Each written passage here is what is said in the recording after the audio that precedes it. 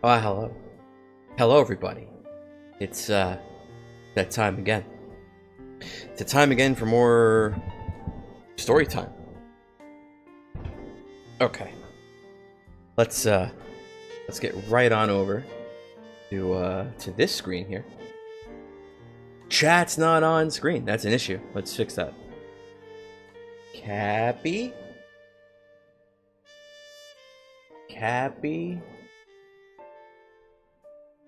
Barra.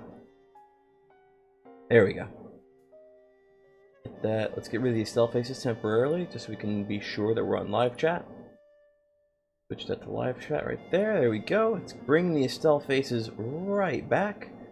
And also, let's get my co-streamers. Where are my co-streamers? Where are my guest hosts? There we go. May as well pull up the music. That's what we usually do for these storytime streams, right? It's how it kind of goes. It's how it kind of be. It's how we kind of do. Turn it down like just the tiniest little bit. Tiniest little bit. Okay. Hello, Bob. Welcome. We're reading your story. Your Touhou fanfiction. So apparently, you can @ people in descriptions now. So I don't have to put like a link to your channel. I could just @ you in the description, and it works as a link to your channel. That's like kind of nice and convenient. YouTube's like changing shit that it doesn't need to fucking change, and it's been changing a lot of shit that doesn't need to change like the last like month, the last couple of weeks. Like that's like one kind of convenient thing. Kinda, sorta, a little bit, just a tiny touch, just tiny little bit. Anyway, let me do my usual preface and disclaimers, because that's what we do every time we do Touhou Post Fantasy. So Touhou Post Fantasy is an interactive Touhou fanfiction written by Bob in chat. It takes place in the far future, pretty far removed from the actual setting of Gensokyo, from the actual setting of Touhou. In a time where magic, fantasy, and creatures thereof have begun to wane, they've begun to decline, to the point of near non-existence. One day, our protagonist, Miko Hakure, or Hakure Miko, if you prefer, which, when you say it with Eastern name order, it just sounds really dumb, because it just sounds like you're saying what she is and not her name. But one day, while she's cleaning the shrine, and doing just regular stuff around the shrine, she notices that this yin-yang orb, this sort of family heirloom that's been with her family for generations, starts to glow. And then she hears a voice coming from the yin-yang orb. She then discovers, through the yin-yang orb, that she has this newfound ability to borrow the abilities of certain residents of this so-called land of fantasy. So the Touhous, really. So, upon discovering this, she decides to experiment a bit with what's called a fragment, and in doing so, she basically kind of kicks off the plot. She's met a few different characters along the way, and after this stream, you're going to rush and try and finish an Enormo entry for today? Oh no. Already reached the words needed. Oh no. Anyway, continuing my quickly recap. We've met a few characters along the way so far. Thus far, we've met an energetic yet forgetful fairy named Teki. And if you're familiar with Bob's Trails in the Sky streams, I should tell you that Teki has green hair. So that's big fucking foreshadowing if you've seen his streams. Okay? Anyway, anyway, we've met an energetic yet forgetful fairy named Teki. We've met a socially reclusive ghost girl named Tomo. We've met a little girl who we named Igai, a little yokai girl we named Igai, and we saved her life with the help of a dragon girl we met named Aho. When we saved Igai, we passed out. And when I say we, I'm referring to the character Miko, because this is an interactive fanfic, so generally like the readers are the ones who make choices on her behalf. We passed out after saving Igai, and it turns out in that time, while we were knocked out, Tomo and Aho got into a fight. It got to the point where Miko had to break it up with a new fragment that she had unlocked. And they all agreed to settle it the next time they had the chance.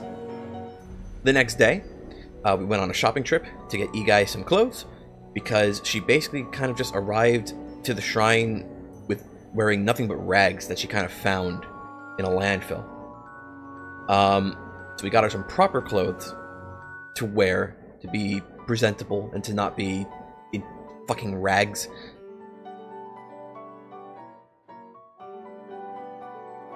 When we get back to the shrine from the shopping trip, we notice that Aho and Tomo are still not quite getting along, so we try to settle a dispute between the two of them. Miko comes to the conclusion that they are both to blame for the fight, and they both end up getting upset with her, so she ends up having to make things right between them, ends up having to talk to them. She manages somehow to actually smooth things over with the both of them, to the point where neither of them are really,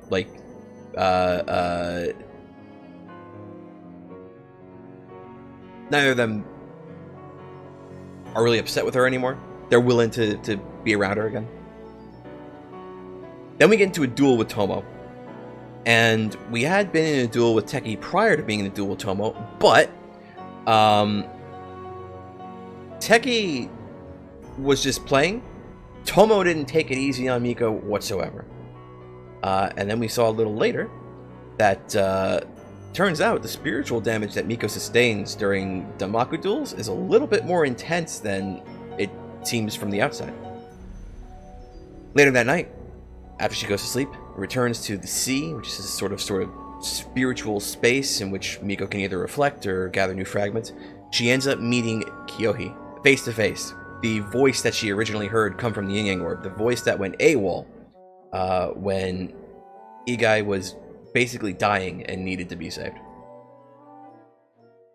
She tells Miko that what she wants to do, the idea of trying to stop the pendulum of fantasy and truth from swinging back and forth, to keep the world from basically pushing to either extreme, and try and let the two coexist peacefully, to try and overthrow this balance, is a pointless and worthless endeavor. Miko wakes up the next day, suffering from a panic attack, and unable to really move her body right, because while being spoken down to, Kyohi also did some shit to her head. So Aho spent the morning helping Miko recuperate, and eventually she was able to physically move on her own.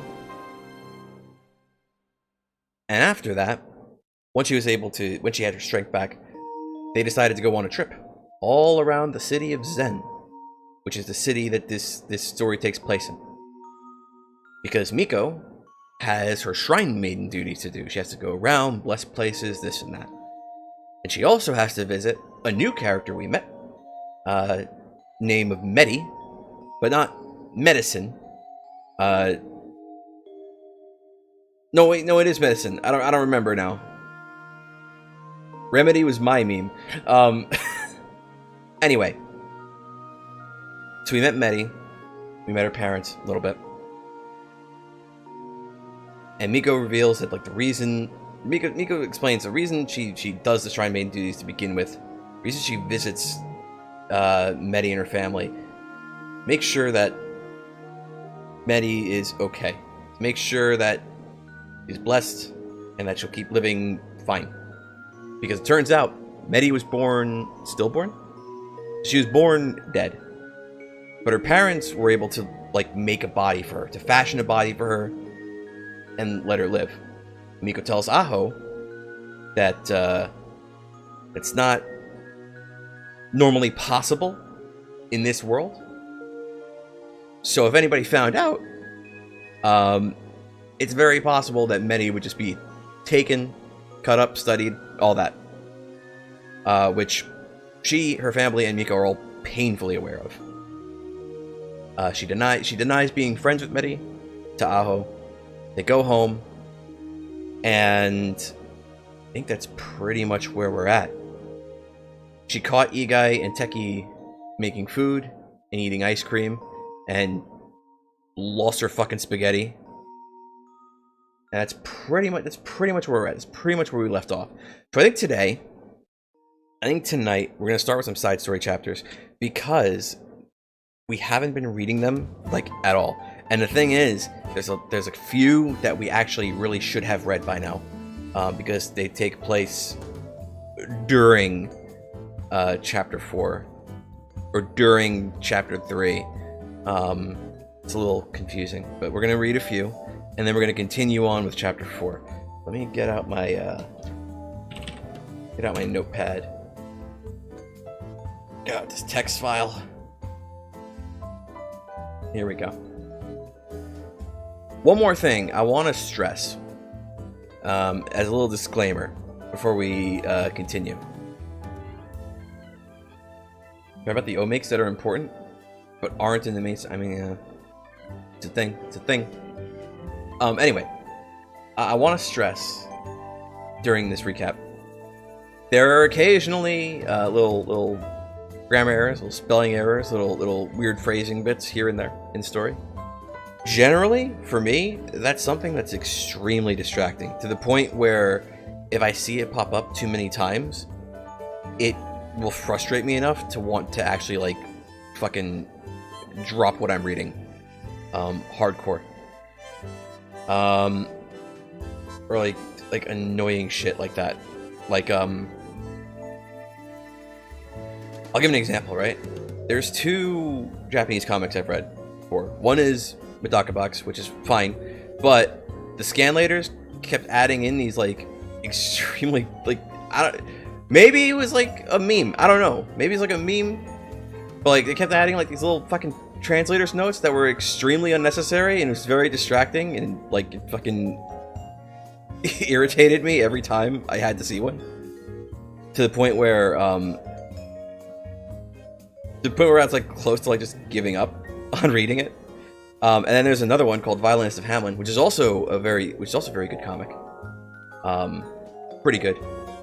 And the problem is, after a certain point, you start to see like a lot of spelling errors, a lot of weird grammar things, a lot of weird phrasing, and it got to the point where it was like so fucking distracting for me that it actually like enraged me to read. But I kept reading because I actually liked the comic, but fuck, I haven't read it since. Because I know I would have to fucking read that same scanlation. Fuck that noise. Basically, if I see too much of that shit, I'm super fucking autistic when it comes to when it comes to the way things are written, presented, and spelled. Mostly because, for me personally, if it's bad enough, it actually does inhibit my ability to actually understand what the fuck is being said. In the case of post-fantasy, I want to stress, it's not usually that bad, pretty occasional, and when it does pop up, it's one of the few cases where I can kind of look past it, because I think, in the case of post-fantasy at least, in terms of the actual narrative content, I think it's pretty good. I think it's good enough to overlook those issues. When it comes to the characters, I think they're enjoyable enough to read that I'm able to overlook those issues again. So, it really depends on context. In the case of post-fantasy, the story is really good to the point where like I can kind of mostly look past like weird grammar shit, weird spelling shit. Most of the time, I can't. I mean, if you're familiar with my streams, you'll see me fucking say this shit all the time. Every time there's even like one little fucking spelling error, I go like, oh, fucking worst game, 0 out of 10, literally unplayable. Even for games I love, like, if I saw that shit in a Trails game, I would say the same thing.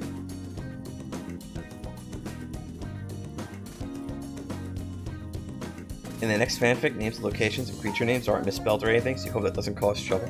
I mean, I don't know anything about... If we're talking about your fanfic, I don't know anything about fucking Viva Pinata, so I would just look at whatever's on the page and just, like, take it at face value. I don't know shit. About Viva Pinata. I thought it was a cartoon show. I thought it was a cartoon show that had a game. That's my understanding of it. I have not. Like, I don't know, man. Anyway, we got some. We got some side story chapters to read. Let's start with. Oh, you know what the problem with some of these side story chapters are too, is that I think they were written. I think you'll see a couple of them. You'll see both a show and a game. Anyway, let's see. What have we got? We've got The Cold, we've got Repu, we've got Not Friends, which would be a fine one to read now. We've got Miko 1, Miko 2. We've got one called Last Word, called Kyohi. Another one called Counterattacking Manujaku. These are all relatively short, except for The Cold, I think is on the longer side. Let's go maybe more in the order of like how they were written. I don't remember the order in which they were written, but I think Miko 1 and 2 were older. We'll go with those first.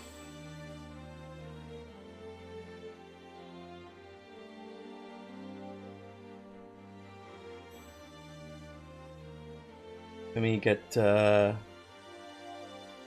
up here. Let's get this zoomed in.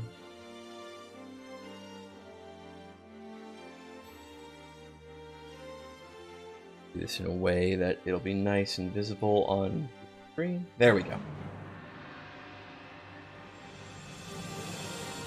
Okay. The show was made to promote the game, but it was just a disgrace to the actual game. Okay. So it was like Pokemon's. Okay. This will be Miko 1. Huh? You want to know more about me? That's, okay. I haven't lived a very interesting life, if that's what you want to know. I lived in Zen for my entire life, but it'd be more accurate to say I've lived at the shrine instead. Mom and Dad raised me here for a long time too. Homeschooled me until I was old enough to be in 10th grade. You want to know about Mom and Dad? Sure, I guess. Mom was always doting on me. Honestly, if I'd gone to school more, I'd probably end up hating how embarrassing she was. Always asking me if things were okay, if I was liked. Wait, if I liked my clothes. Asking if I changed my underwear, you know, those kinds of things. Heck, I'm sure if I was ever sick, she would have moved heaven and hell to get me some help. This Miko isn't quite Miko, sadly. That's your disclaimer? A little bit. Just a smidge. But there are some hints of, like... okay, I think this is a third Miko. There's 3 Mikos. There's early story Miko, who's like a very different character from the Miko we get later. And then there's the Miko we get later. And then there's this Miko who's like something in between. Because she has elements of what both of those Mikos are.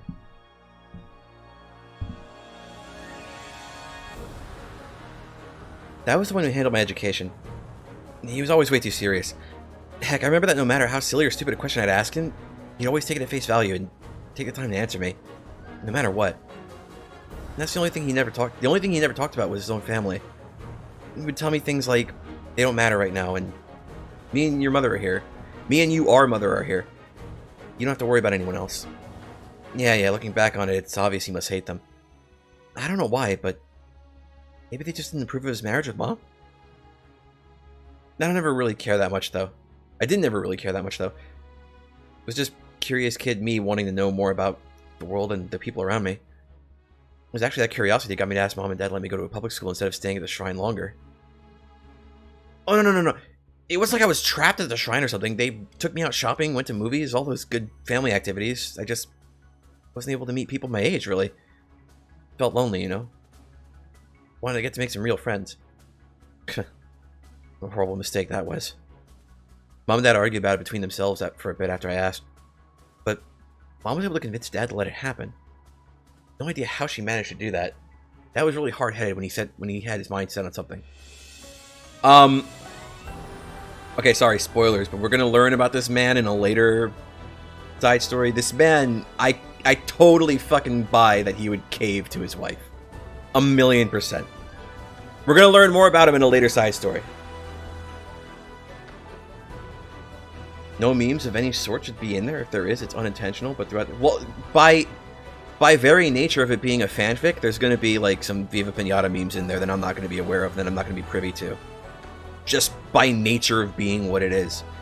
Just like by nature of this being, just by nature of this story being a Touhou fanfiction, there's Touhou memes in here that like you're not going to be familiar with and that you're not going to really know right away, except for maybe what the story feels like explaining to you.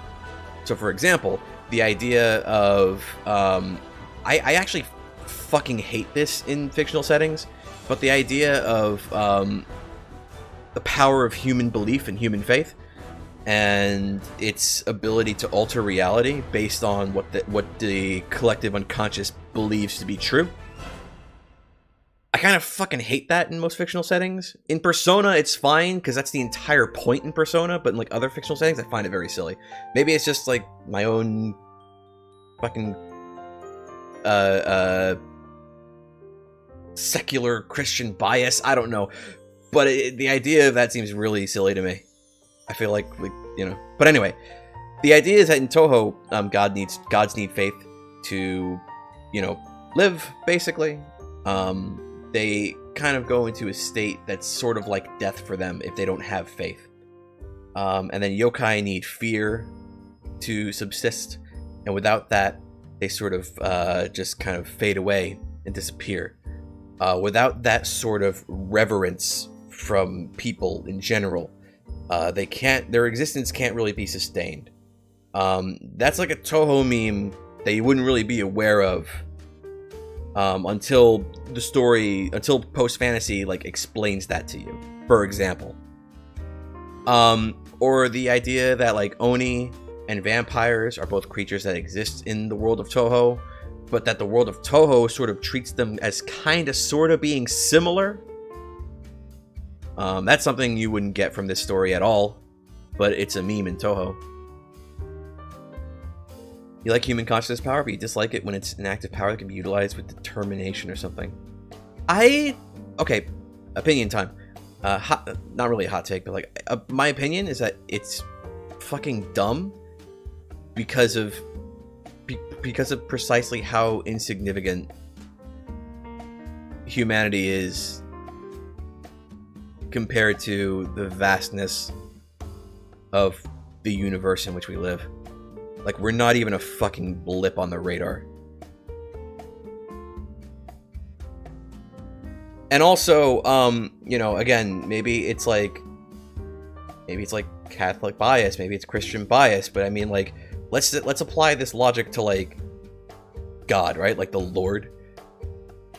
Man, this is the being we credit with creating the universe and everything in it. I kind of doubt that just being like, no, everybody's an atheist now is enough to like do him in. Now, on a sort of like philosophical level, he would cease to exist philosophically, because like nobody would believe in him, right? And if nobody would believe in him, nobody knows him, then he doesn't exist in the minds of the people. But if you believe that he existed at one point, or that he did do this and he does do that, if depending on your perspective and how you break it down, maybe. But then there's also like the Japanese concept of the kami, not like a divine spirit, but like they're actual gods. And like I don't know like the fine details, but my understanding is that like the kami in Shinto, and by extension like in most Japanese folklore, I guess, because it's all kind of interwoven. The thing is, there's so many of them, and they all have authority over like certain concepts or specific ideas, and provided that the concept still exists, the god can't disappear or go away, or because the god is interwoven into like the fabric of reality via the existence of that concept. Like that's kind of how they work.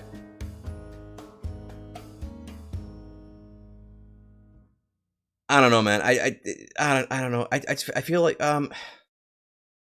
is this idealism? I feel like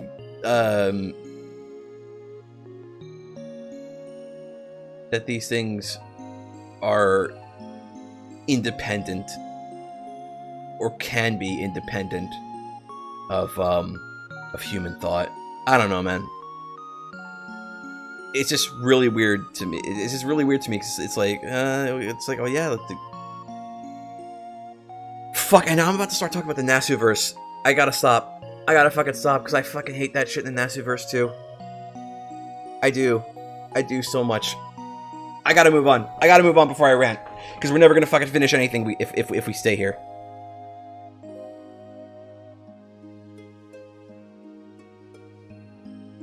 Okay.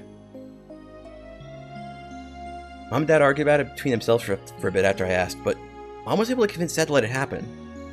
No idea how she managed to do that. Dad was really hard-headed when he had his mindset on something. I'm going too fast? I'm skipping all the juicy details?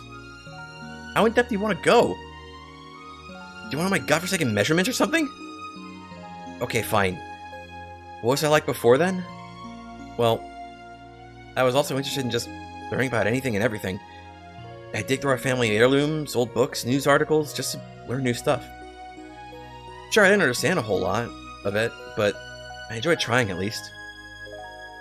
And before you ask, nothing I learned back then matters now, okay? And I'll be shocked if any of it's still relevant. There, happy?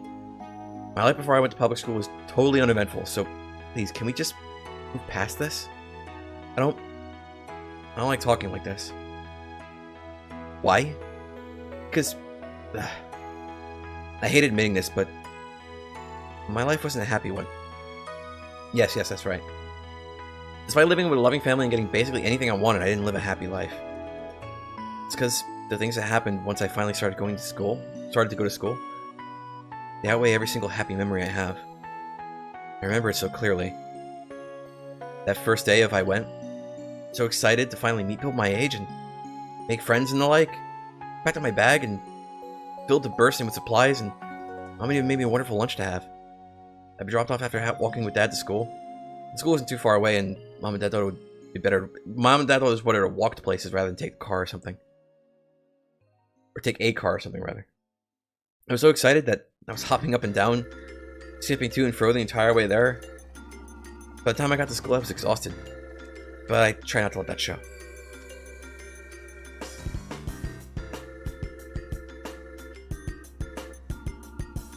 Need to remove an I for this sin of English. But if you do that, you're not going to be able to type at all.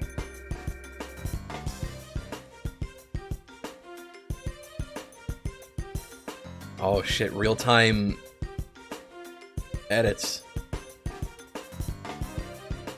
So yeah, when I walked through those doors that day, I was kind of already tired. Not what I call good for what was to come. Oh, I didn't mention something important too. I was an idiot. Because I ended up packing my bag without telling anyone my Shrine Maiden outfit. I thought it'd be fun to show people, a nice thing to talk about. Sure, Mom and Dad had told me not to speak about our family or we did too much, but I didn't ask why. Because I thought we'd all be treated the same no matter what. Zen had always been such a nice place after all, filled with nice people. Heck, I don't think I'd ever met someone who wasn't able to at least smile by the end of a conversation. Very different, a slightly different Zen, slightly different city of Zen as well. The problem started when during roll call. When I was called, the teacher paused when they read my last name. Apparently, Hakure wasn't just any other family name out in Zen. I never asked Dad about it, but I always thought it was odd. My family was never the kind that had much money to go around. Dad was working part-time jobs when he wasn't teaching me, and Mom's only source of income was donations, as she was responsible for taking care of the entire shrine grounds. Getting pizza, be right back. Very different city of Zen. From what we've learned so far, who the fuck is making donations to the shrine?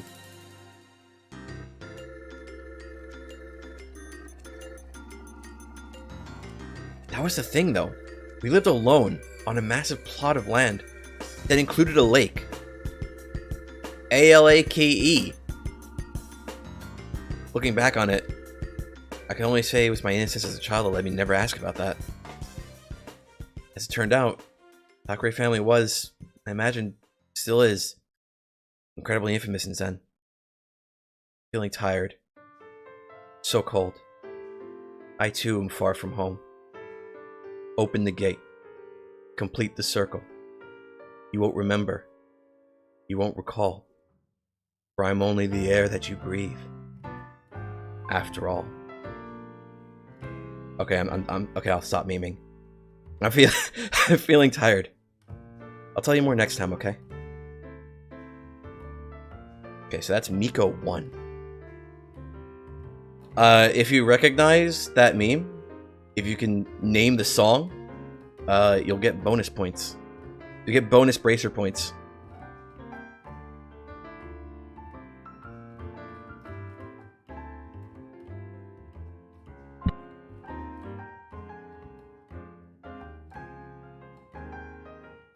Okay, so now we got Miko 2. Let me check off Miko 1 just so I know we've read it.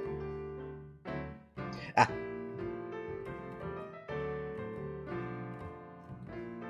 Okay. Back.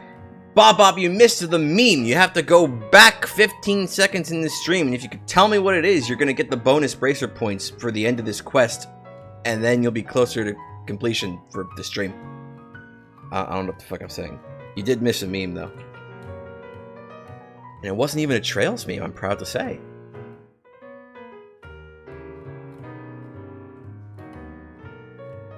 Anyway. Miko 2. These are all mostly pretty short, so we should be chill. So I guess I should start talking again. Now, where did I leave off? Oh yeah, I was talking about how the Hakurei family's.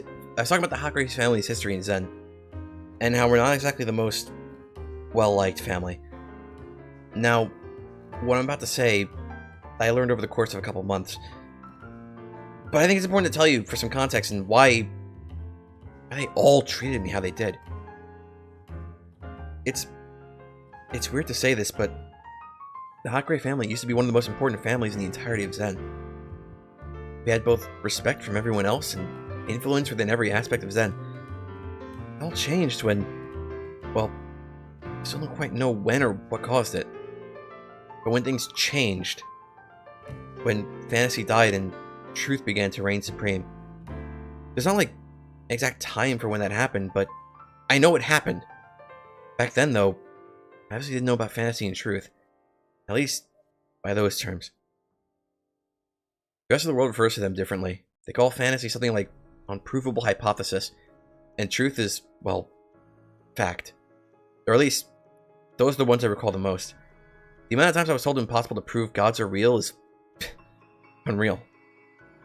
Oh yeah, sorry. Got distracted there. I learned that once the change happened, our family was seen as a bunch of freaks and idiots, almost overnight.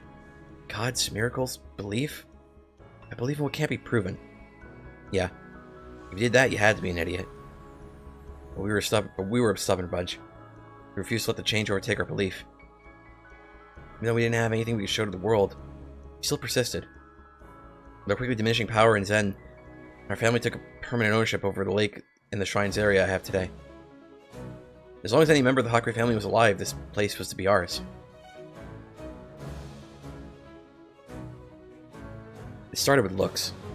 No one would look me in my eyes, or talk to me without me interacting with them first. It was all really awkward. And me being the excited kid I would try to talk to everyone in class. Yeah, I was really confused about all that. It honestly hurt a bit. What am I doing wrong? Do they hate me? Yeah, young me. They did hate you. They hated you for being you. What a joke. And you think the teachers would be better, right? They at least had to be held to some sort of standard, or to keep, or something. Instead, after that initial roll call, she never spoke to me again. conveniently was unavailable or had something to do every time I wanted to speak to them. That for every single teacher in the school. God, it sounds like a lie with how horrible it's sounding, right? Right? It should have been a goddamn lie. I'm sorry. I didn't mean to yell. I just get so upset when I remember how hopeless that all was. How much of a waste everything I was to those people. I was apparently an insult to them just being. You know what? Maybe I could have taken that kind of subtle bullying. But being ignored. I think that would have been well enough for me. Even if I didn't like it. Instead, they moved on quickly to being a lot more proactive in their bullying. If you don't understand who they are, it's just about everyone. No, it's fine. I can keep going. Please, I shouldn't stop too many times.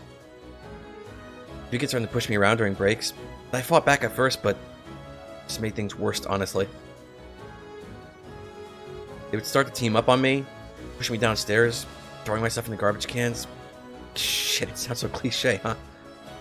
But it was real. It was real, and I still didn't give up right away. Because I thought it would end. Or I'd find someone, anyone, in that place that would understand me. And I'd be able to be friends with. So I kept looking. Heard everything that was thrown my way in hopes that I would make some kind of friend there. But it didn't matter what I went through because I saw a light at the end of the tunnel I was in. Why was I so desperate for a friend? Why did I care so much about making a connection outside my family? I think it was just because I was lonely. Simple, obvious loneliness. I wanted to have someone to talk to enjoy being with, and I almost found someone one time. That I had found a perfect happiness for a little bit during that first year when I met her. She's my first friend. First person who didn't hate me for who I was. Her name? That's not going to be important. We'll never meet again after all. So, should I bother mentioning it? We met during lunch, I think. I was tired of getting my food stolen from me, so I'd gotten used to going to a little hiding spot I'd found just outside the school building. Heck, I was still thanking the gods back there for the food I was eating. So, of course I couldn't be around anyone. That was a good way to draw unwanted attention to myself. But apparently I wasn't really all that good at it still. Since she certainly heard me. Right above my head, I heard her call out. I never forgot the thing she said to me. Mostly because it was the first time someone had asked me something there. No hint of sarcasm in their voice. What are you thinking? Guess I would have been thanking her at the time most of all, huh? Who was she thanking? Because she would have been saying itadakimasu if she was saying that meme. Which, I looked it up. It's interesting. It's more, when you say that, it's more like I humbly received this. It's not like you're not actually saying like thank you. But it could be interpreted as like thank you, I guess. Depending on the context.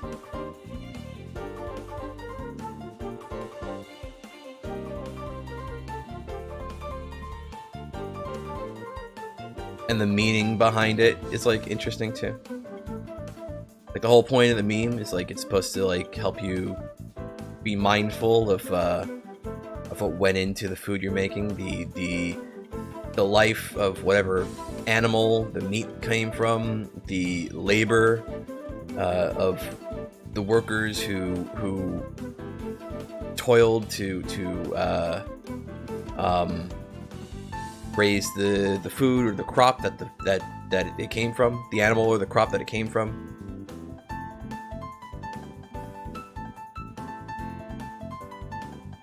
You like it as what it is, and all the things about it are cool. What, Miko too?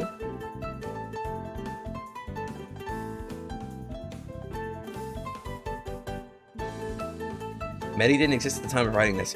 Medi might not have existed at the time of writing this, but also, even if she did, remember, Miko doesn't think of her as a friend. She denies that Medi is her friend. Vehemently. Okay. Next. These are all pretty short. We can get through them really quick. Okay, so we're gonna see stuff like this now. Temporary names.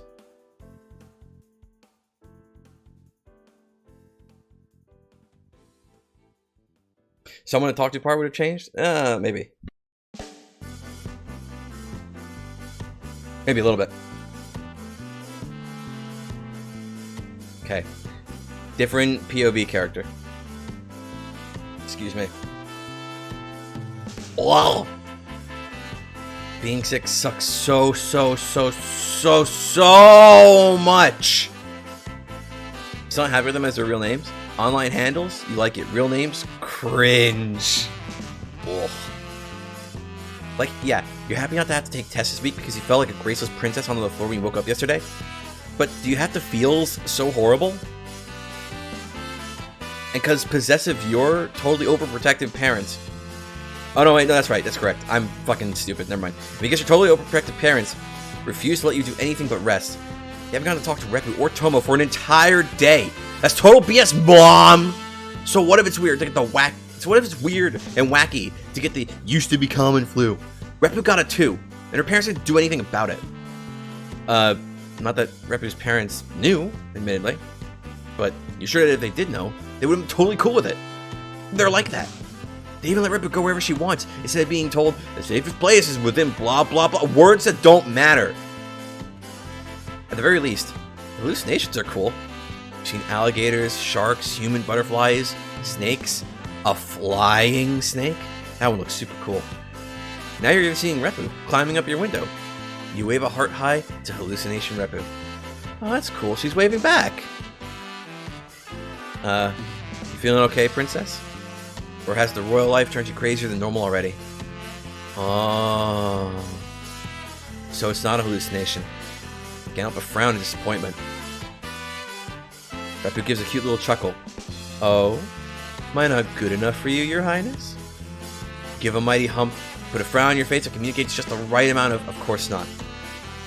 Obviously, oh younger one, for your illusion would have surely conjured most onto my desires. Excuse me? Yes, your desires of friendship, talking, and all those other wonderful things you totally mean but not really parents forbid you from having. As well as wonderful human contact. Ooh. Wait. Is she getting on the bed? This is too close, Repu. Repu, don't you dare. This is what you meant by human contact. What would those desires be, your highness? Ah, she's doing the voice. She's doing the voice. She's going in for the kill. Only one way to counter seduction. More seduction. Yeah, well, yeah. You see, it's cool and stuff. Yeah. Silence. And her totally not moving. Need success, right?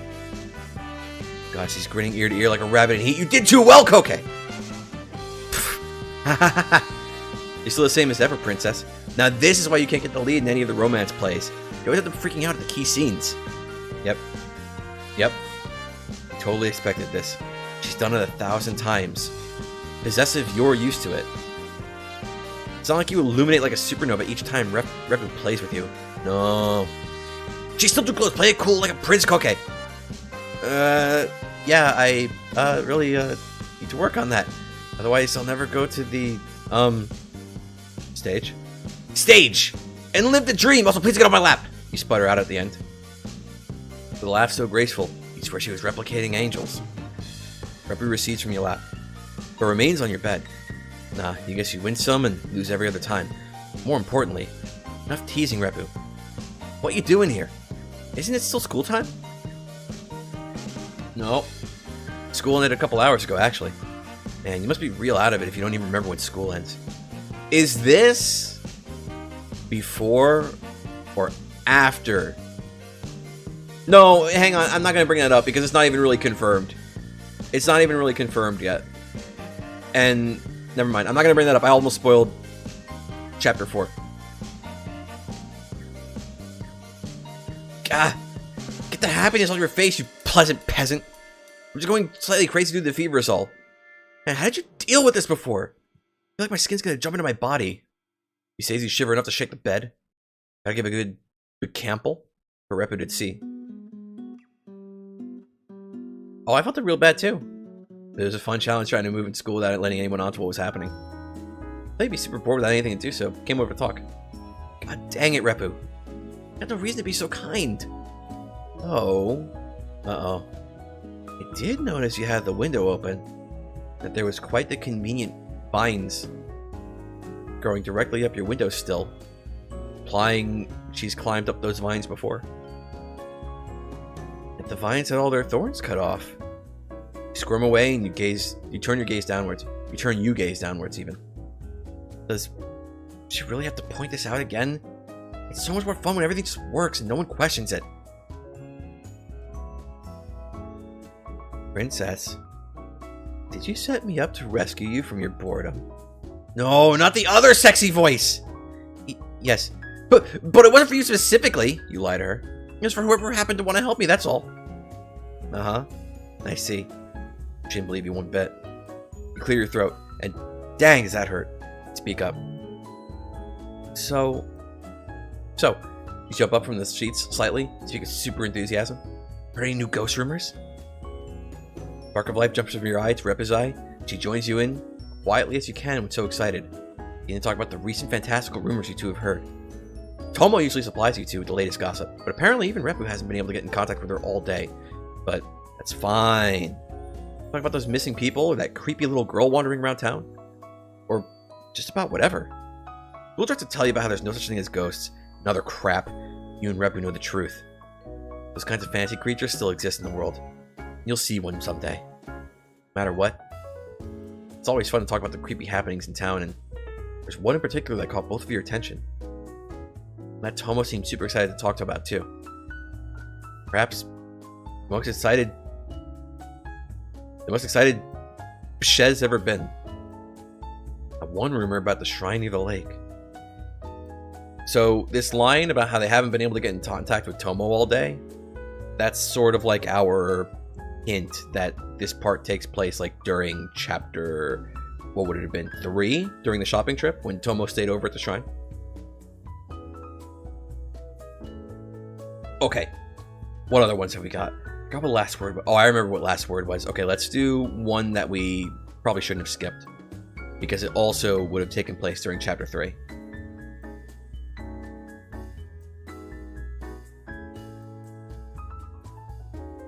Kyohi 1. But I don't know if there's a Kyohi 2. Uh-oh. Bob's already in here memeing. God, it's been like a lot of time, huh? They've been making so much noise outside too. It's honestly a pain. I was hoping the girl wouldn't try calling me again too.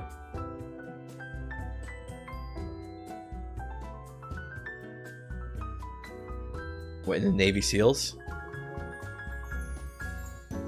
I'm nothing to you but another target? I should have thought about it before I said that shit on the internet. Or however the fuck the copy pasta goes. I was hoping the girl wouldn't try calling me again too. Said I was have to listen to her calling out for me what felt like an hour or something, I guess. I just am not in the mood for any of this. This gush and mush of people talk about their feelings and stuff is exhausting. Like, how am I even gonna start to step in when they talk about that stuff? Of course, I'm being a tad hypocritical, but nah. She's not around to complain at me anymore, so why should I care? All that matters is making more fantasy for getting more in the world. Like, she did that so good. Good. You're not bitter about that at all. That she managed to save that stupid kid's life instead of letting her die. Oh no. It's not like you hate the kid. On the contrary, you love him being such an interesting specimen of fantasy. It's just that if they died, it would have been a good lesson to the girl. Listen, you can't save everyone. That truth is a pile of garbage. You're not blaming the girl or the kid for what happened. No. You're blaming that little dragon. Knowing the family for a long time? Why the heck were you never informed about this before now? Wasn't that hag supposed to tell you absolutely everything before you ended up trapped in this place forever? Like, yeah. Yeah, You are retconning the meme in real time. Fuck off. That said guy, and that said he before. I know this because I read this literally yesterday when I was checking which side story chapters we can fucking look at.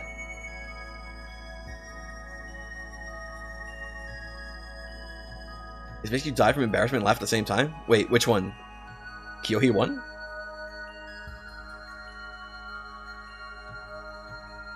It's only because she doesn't talk at all. Heck, when a girl asked for some help, that was the most you've seen her act ever. Seriously. All you're able to do most days is sleep and rest up for the eventual day when this can all be over. Life just kind of sucks for you. Heck, did you let the hag convince you this was ever a good idea? The embarrassment comment was Repu. Okay. Oh, the lesbians side chapter. Okay. Oh, yeah. That's why. It was near the end days. You existed, sure, but it was exactly a nice existence. Like, the only reason you weren't dead when she found you was because of your ability. But she didn't have that ability. It's the reason why the hag thought you'd be a perfect candidate for this work.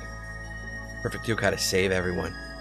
Some sort of guide for future generations to listen to and follow. You know what?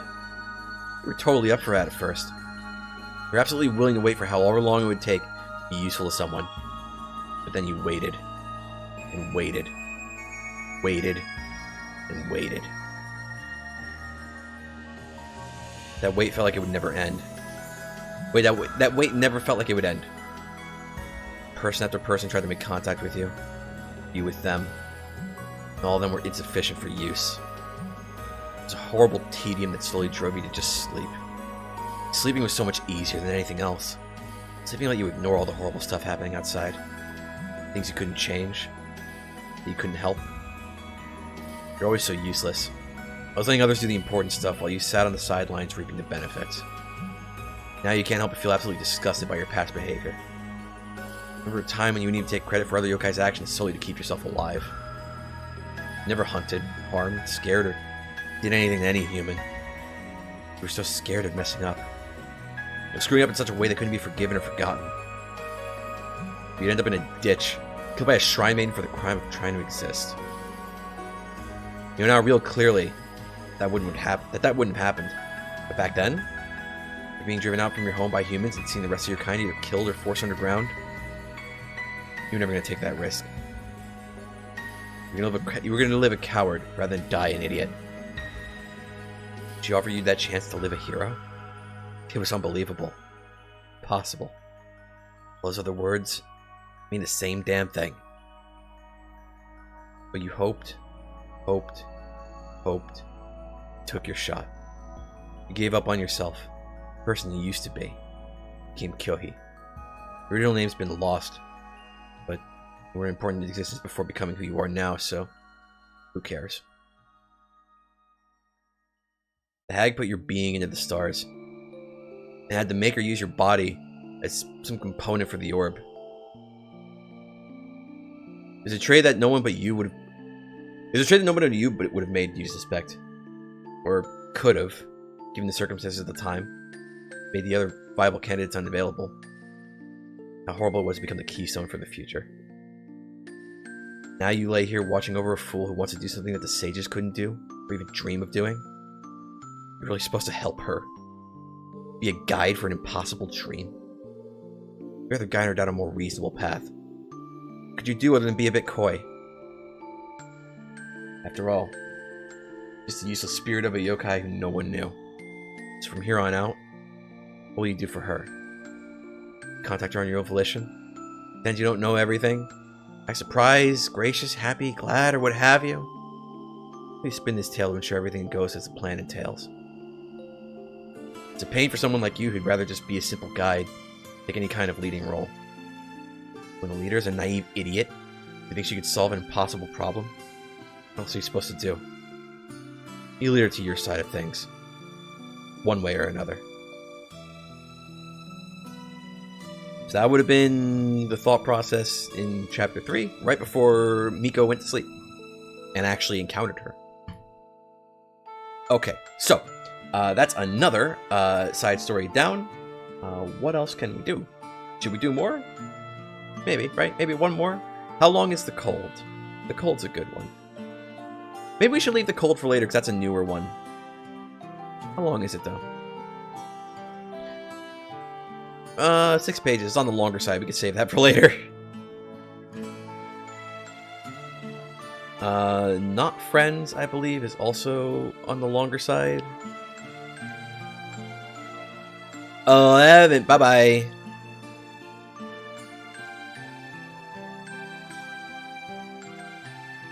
Last word.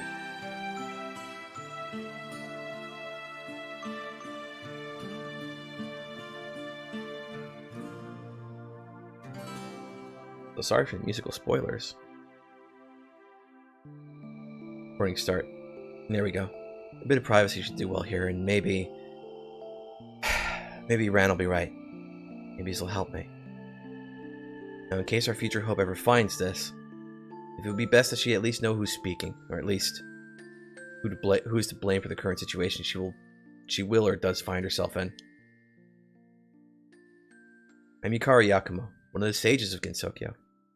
What I have to speak about will be knowledge left only to those who listen to this, and Miss Choa will carry this recording into the future. There's one now it doesn't fit. The last track fit better.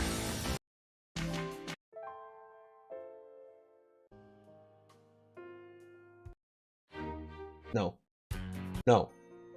No. I'm never gonna find anything. We do this every fucking time and I never find an appropriate track. No.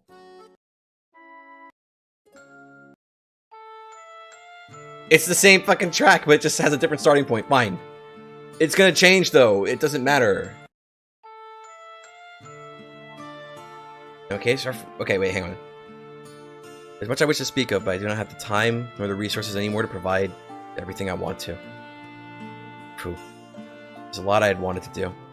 I had a plan. But I told everyone. At least at the start of all of this. Of course I noticed immediately when the barrier had become weakened. In my senses, it was akin to a hammer hitting a sheet of glass at high speeds. However, instead of the glass shattering, it cracked in slow motion. Yes, the destruction was slow. And whatever foolish thing someone or something had done had caused massive damage to my greatest work. With my entire experience as the Gap Yokai, I shamefully admit I was overconfident at the time. I've not experienced anything in my years since and long before Gensokyo's founding that went against my plans or could not be incorporated into them. When I saw those cracks in the barrier, I went about fixing them, and I informed no one but those closest to me of the problem at hand. Because to me, it was not a problem. It was an inconvenience. An inconvenience. Yes, that described me well during the months that followed. Where I found that, no matter what I attempted to do, I could not fix the barrier. It was breaking. No one could stop it. While Reimu and her fellow incident experts went about trying their best to fix things, or at least find out what had gone wrong, as being nothing but a problem. I try to justify what I did during that time. I don't have the strength to speak about what I did. Our future hope will surely see me in the many fragments, and understand why I'm at fault for everything. Can't stop regretting that, and what a strange feeling that is. I don't normally regret anything I do, because I either took the best option I could, or did what had to be done, or simply had time to fix whatever mistake I could have possibly made. Now I keep wondering what more I could have done if I accepted this inevitability. Yes, the end. Of everything I've ever worked for. Of everything I'd ever done. Just keep thinking. Thinking of how I could have saved everyone's souls into the Yang Orb, or perhaps have made it more easily compatible with other humans, or had done something. If I'd done something instead of the worthless nothing I committed myself to, I protected his land and his people before truth had become true. And there I was, of course with all the cards having fumbled on them so hard, I was up playing Go Fish when my opponent was playing Blackjack. I ignored the reality of what was occurring. Ignored the truth of truth. Damn it, this isn't... Ren was wrong. I don't feel any better doing this. But I still need to do this. Because look at me. Look at me and what do you see? A little woman whose attempts to cling onto her glorious past has ended up pushing away everyone else. At the very least, I should live up to my status. That of the master of plans will fix everything because she knows everything. To her. I need a better track, okay? To one who represent us, who are soon to be lost to truth. Shrine Maiden of the Lost. Please keep moving forward. I do not know who you will be, what the world will be like, or you'll even wish to help those who are no longer in your world. But I beg of you not to repeat my mistakes. Understand your enemies. They can become your allies. Trust your allies, they will become your friends. Believe in your friends. They're everything. I defeated my enemies. They have no chance to fight back, no chance to become anything more than pawns in my plans. I viewed them as valuable to be kept under my control. When I called on them to help me, after it was clear what was happening, they refused to respond. I manipulated my allies. I couldn't believe it possible to trust them completely. I never gave them straight answers and found my way to obscure the truth of my actions. When I told them what was happening, they couldn't see that I was being honest with my words. I thought I was simply manipulating them again. I betrayed my friends. Thought I could save them without involving them. I lied, ran, never spoke the truth to them. I thought the truth would be hurt. I saw myself lose those I had thought of as friends. I never said as such. Because of course, Yukari Yakumo doesn't have friends. She only had pawns in her ultimate game. I think that's enough. I hope that's enough. It's time. I know it's time. I like to spend it with everyone. It's certainly the conundrum. So many people I want to spend these last moments with, and we're near enough time. Gonna have a last meal. Hello, Reimu. Not my first choice of who to speak with to now, but I suppose beggars can't be choosers. Well, let's take this outside, shall we? Record again. Miko hasn't seen this yet. I mean, this makes you want to write more Yukari to show how she gets to this point. I mean, I wrote a Yukari meme for this story, didn't I?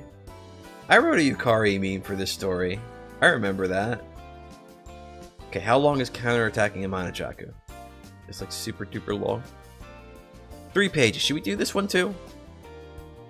Or should we move on to, there's 2 hours left in stream. Maybe we should just move on to the rest of chapter 4.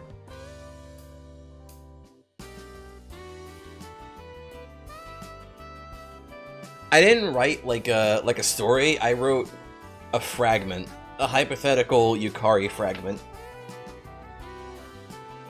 If Bob wants, I can read it. Have I ever read the Kogasa one on the Storytime streams? I don't think I have, actually. But that's not written by Bob. That's fan fiction. That's fanfic. That's my fanfic of this fanfic. I don't think I've read either on stream. Okay, you know what?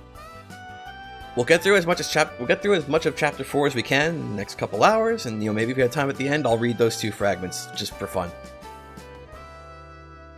There was a Yukari fragment I wrote, and there was like a Kogasa fragment I wrote just because I thought the Yukari one was like cool, and Kogasa because like why the fuck wouldn't I write a Kogasa fragment? Like, let's be honest. Anyway, let's continue on with chapter 4. Nope. We did the other musical spoilers. We're not doing that one.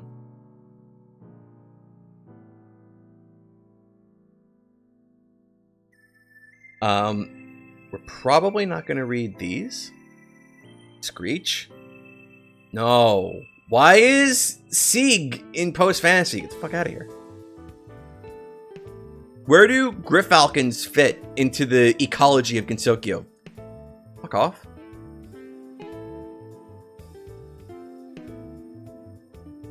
Waiting for all the pages to load before I click on the Screech ain't done yet.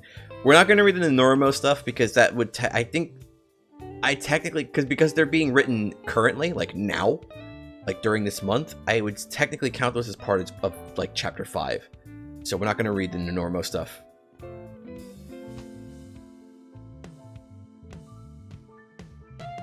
Steady Hand, I think, is where we left off.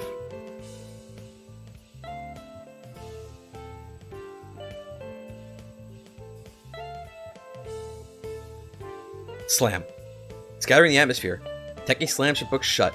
Looks around at everyone nervously. I'll go make everyone some dinner. Teki stutters out as she floats up and rushes over to the kitchen. Where did we last leave off? Everyone want for dinner. Oh, everybody's like upset with each other.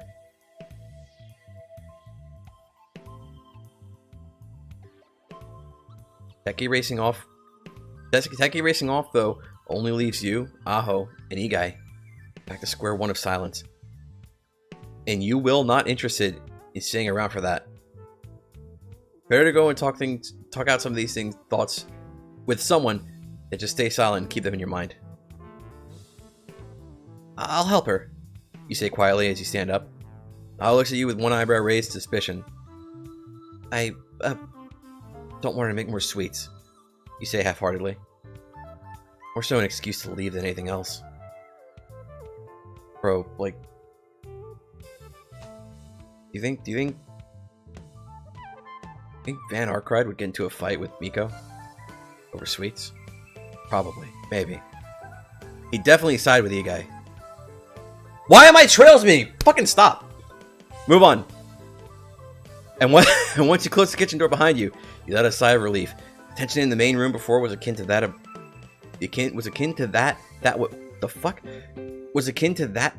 Bro. To that which was present after Tomo and Aho's fight, but much more personal. Probably because you were directly involved, if not the one who caused that atmosphere to manifest. So, when you turn around and face Teki, now huddled over a bowl, mixing something inside of it, you appreciate the smile she's putting on while she works. I don't get it. Though, as she's grumbling while speaking, you guess that smile isn't entirely genuine. Sweets are supposed to make people happy. So, can't be sweeter than what... Teki's words trail off as her brow furrows. She's looking down intently at her notebook, occasionally flipping the pages. Actually, she's putting so much effort into cooking right now that I don't even think she's noticed you've entered. Teki, you pipe up, cause the fairy to jump up a little in surprise before turning to face you. You okay? You almost regret asking. Not because you're honestly worried about the fairy, but because of the immense guilt you feel when you see her put on a sad smile. Yeah, I'm fine, Miko. And I'm sorry for messing up again. You almost keel over from sheer guilt when Teki apologizes.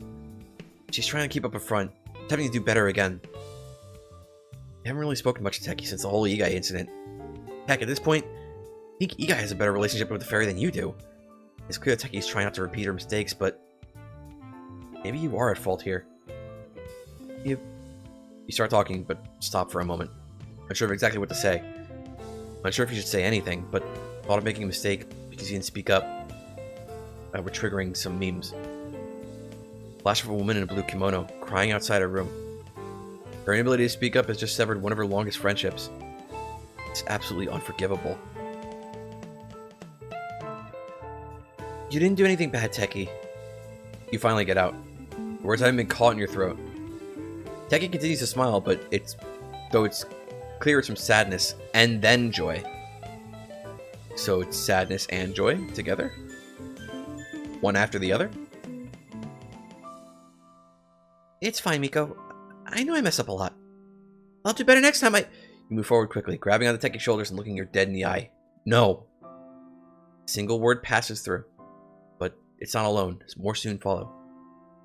Serious, Teki. You didn't do anything bad. Stuff I disagree with, yes, but you didn't do anything bad. Teki nervously chuckles. gently prying one of your arms off her.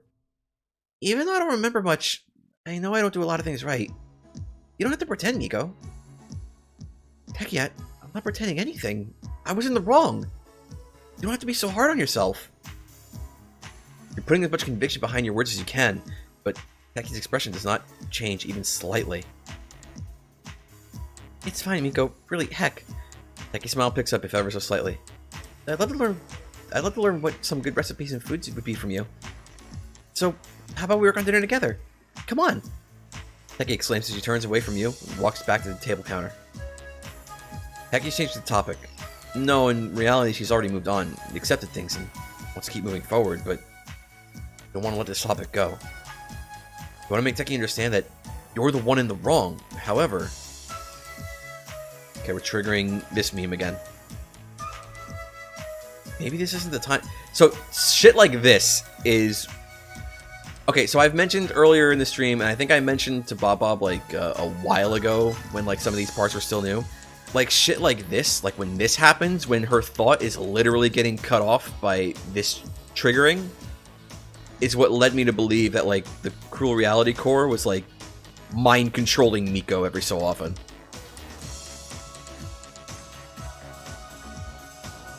However, maybe this isn't the time for that. Maybe you just aren't the right person to knock her out of that mindset right now. Maybe you'll never be. So, the most you could do to help her, the most you could do is help her as is. It's supposed to be representative that if she had taken a different core, if she had a different core, she would have taken a different action. You can see how that wasn't I mean, it's the way... I mean, I can sort of understand that, but it's the way that it's presented, it's the way it pops up, and it's the way it does stuff like this sometimes. And it's the and in earlier parts, in some parts there will be like a complete tonal shift in what Miko is saying. Like she'll be speaking in one way, and then her tone will completely change after this kicks in, which is part of why I would have like reached that conclusion, or part of why I would have like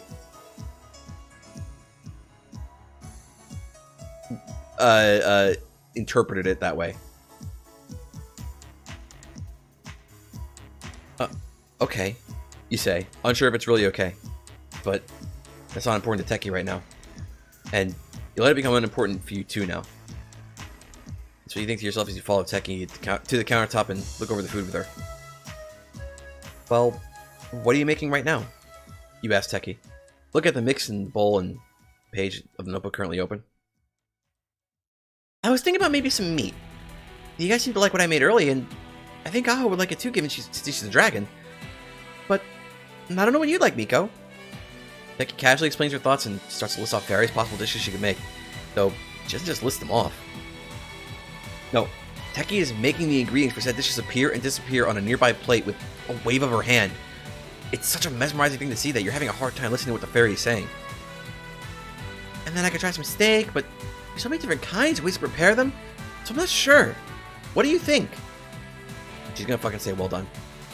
Sorry, I had one more in the chamber, my bad. Look, you'll understand if you watch Bob stream, okay? Go check out his trail streams. I'm plugging Bob right now. Teki finally finishes speaking, and you are left being expected to answer. How do you do that? You quickly cover your mouth after speaking, though. Quickly try to recover. I'm sorry, Teki. It was just... You made the food appear, and... You know, it's... Well... While you're stumbling over yourself, trying to apologize for not even listening to a little bit of what Teki was saying, Teki manages to interrupt your ramblings with a cute giggle. It's fine, Miko. No need to apologize. Yiga even acted kind of like that when I showed her the first time. Teki's smile drops for a second as she tilts her head and her eyes glaze over slightly. Would Aho act the same way? But it doesn't last long enough to put even a slight damper on the fairy's cheer. Nah, who knows? Anyway, you totally want to know, right? You nearly fall over when Teki bounds closer to you, invading your personal space once again. And sure, it's uncomfortable for her to be this close. but you do think that it's preferable to see her acting like this and then whatever was happening before. Bruh.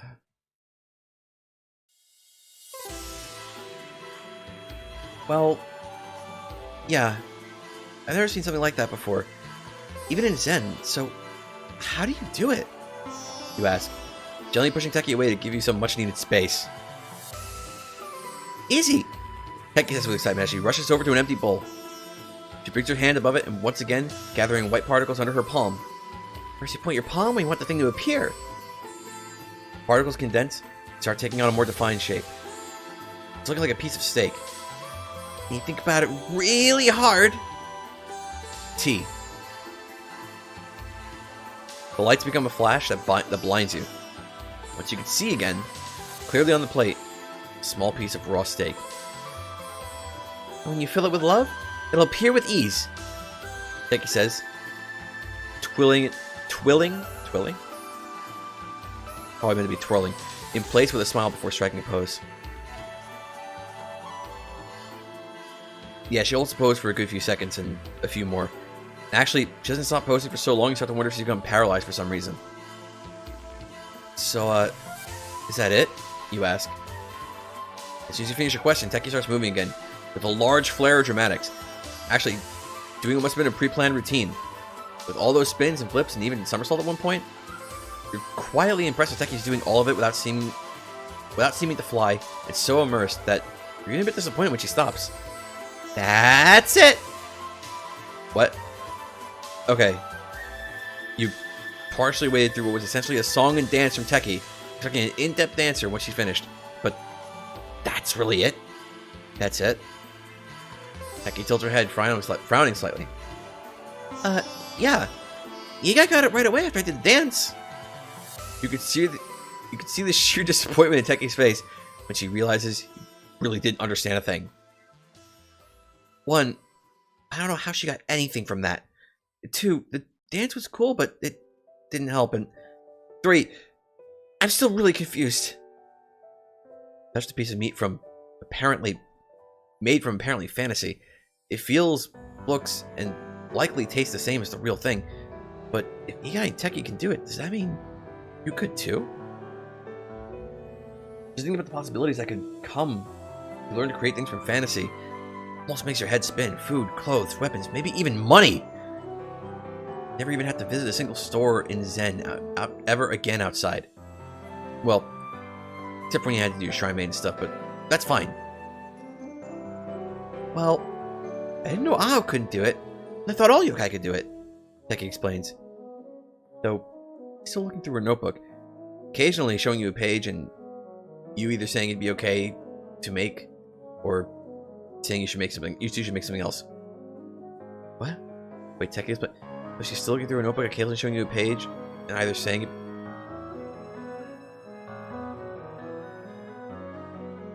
Yeah, it's a little mixed up. But I don't have a single thing written down about humans doing it, so I don't know if it's possible. Sorry, she says while shrugging her shoulders. That's disappointing.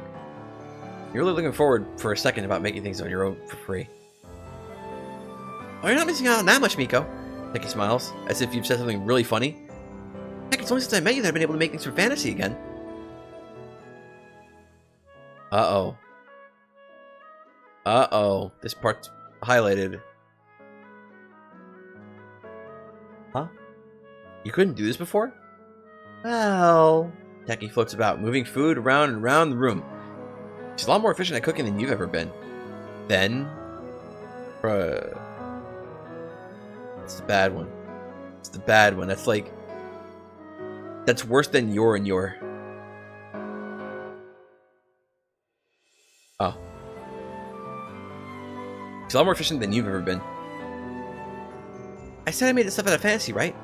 So, there's just so little fantasy around that every time I try to make something, even just a leaf, I'd fail.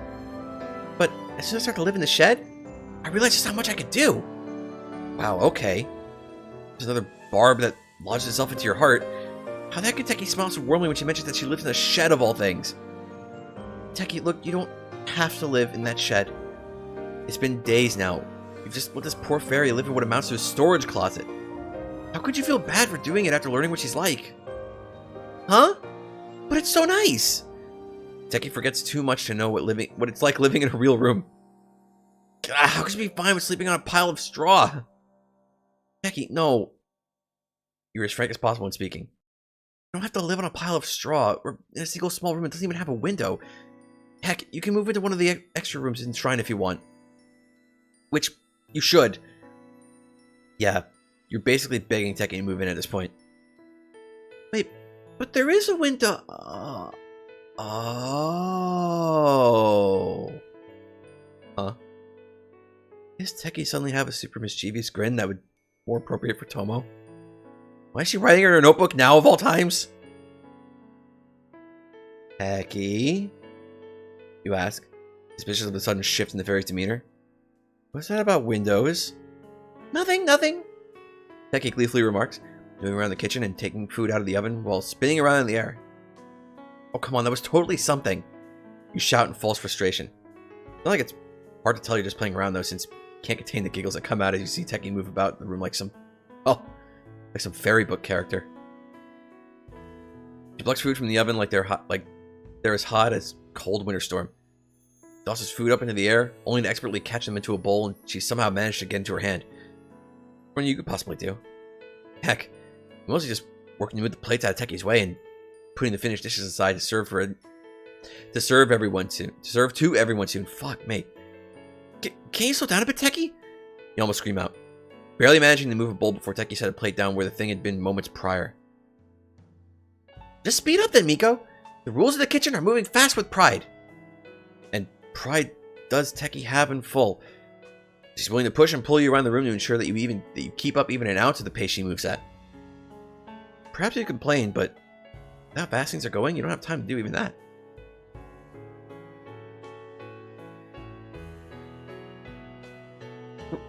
Where did you even learn to cook like this? You managed to stutter out while he set aside another few bowls. You know the dishes you're making with Techie, but is it really necessary to use almost everything in the kitchen?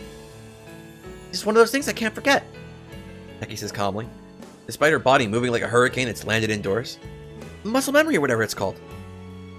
Probably you think to yourself that it's a load of bull, mostly because seeing Techie do backflips, catch plates with her feet, and even balance bowls on her wings makes you doubt that reality even exists and you aren't just dreaming. Yeah, muscle memory, you grumble. Probably muscle memory too that you've got such a good idea of what I like to eat after only a few days.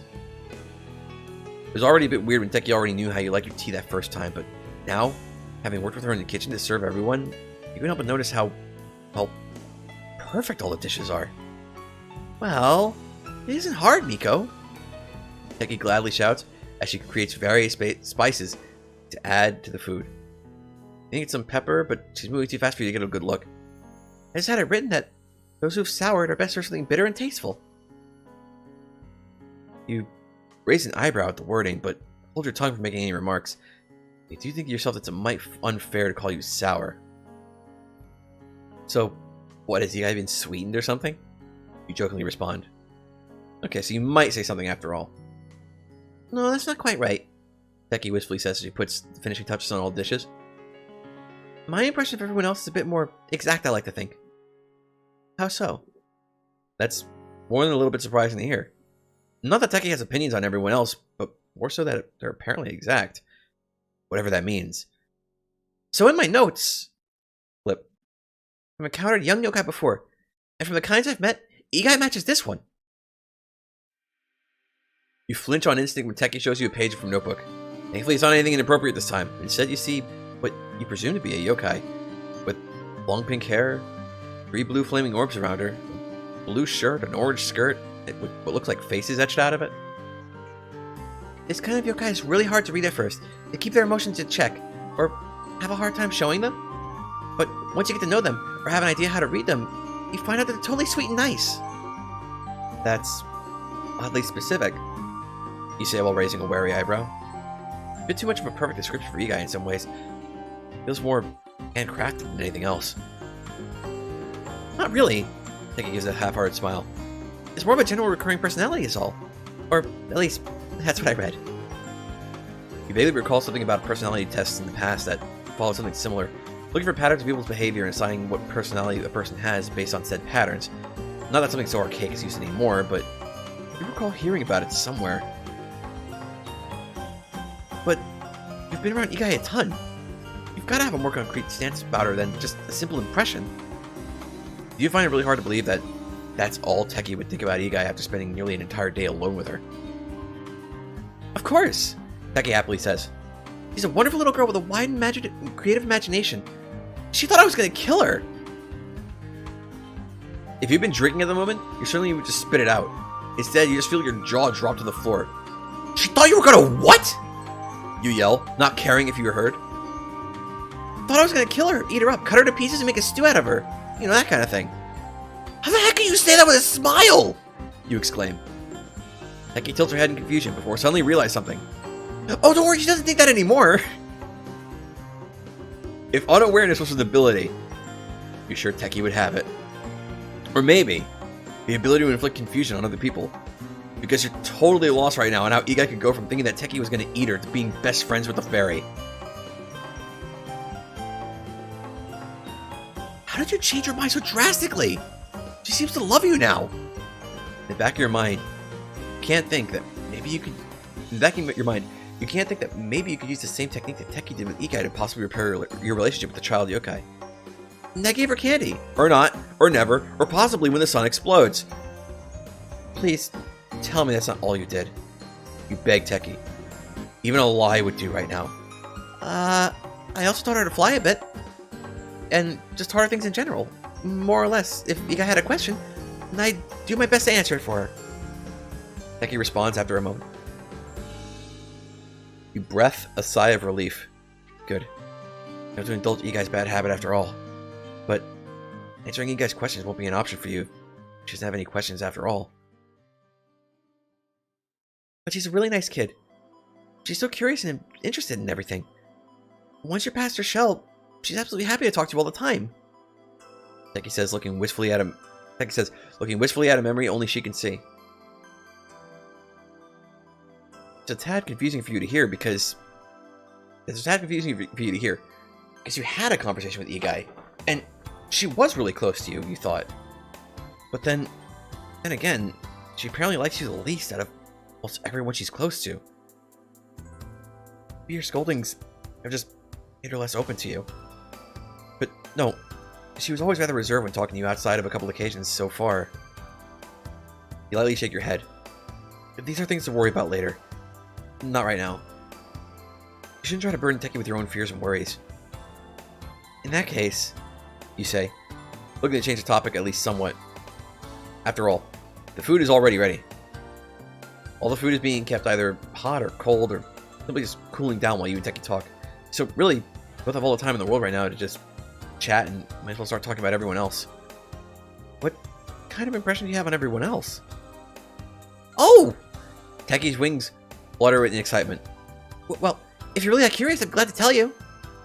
You smile slightly, happy to, well, see Teki happy. Yeah, I'd love to. Teki yets out a loud giddy squeal at your words. Rushes to your side. Takes you in your arms. She takes you in your arms? Eh? And forcibly guides you into the nearest chair. Teki squeezes you so that you two are sitting next to each other, shoulder to shoulder. Not an inch to move, nor an ability to turn at all. You're uncomfortable in the position, but you keep quiet since Teki seems happy at least. So it was like really hard to think about how at first. She's so different each time I meet her, it feels. But I thought real hard about it, and I figured she was like this. Teki points to a picture of a rooster-haired man.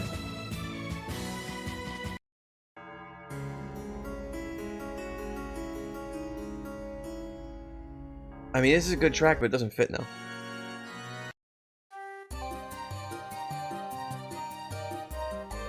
Section I'll have a lot more mistakes for some reason. It seems so, actually, yeah. Okay, I just trails memes. Okay, let's go back. She's so different every time I meet her, it feels. But I thought real hard about it, and I figured she was like this. Teki points to a picture of a woman with short purple hair. what looks to be some kind of red dress and a brown circle behind her. She's someone who's really tough on everyone and keeps a hard exterior, but to those close to her, she's willing to show her heart to them.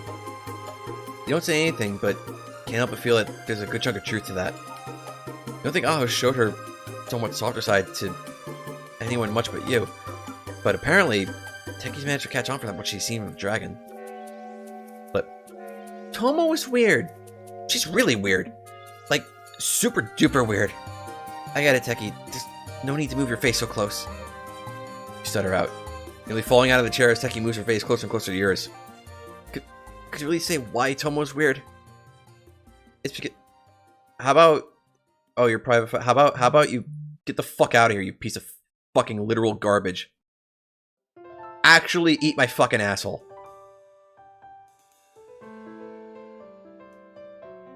It's fine! I can be mean to it! It's a fucking robot. It's not a real person.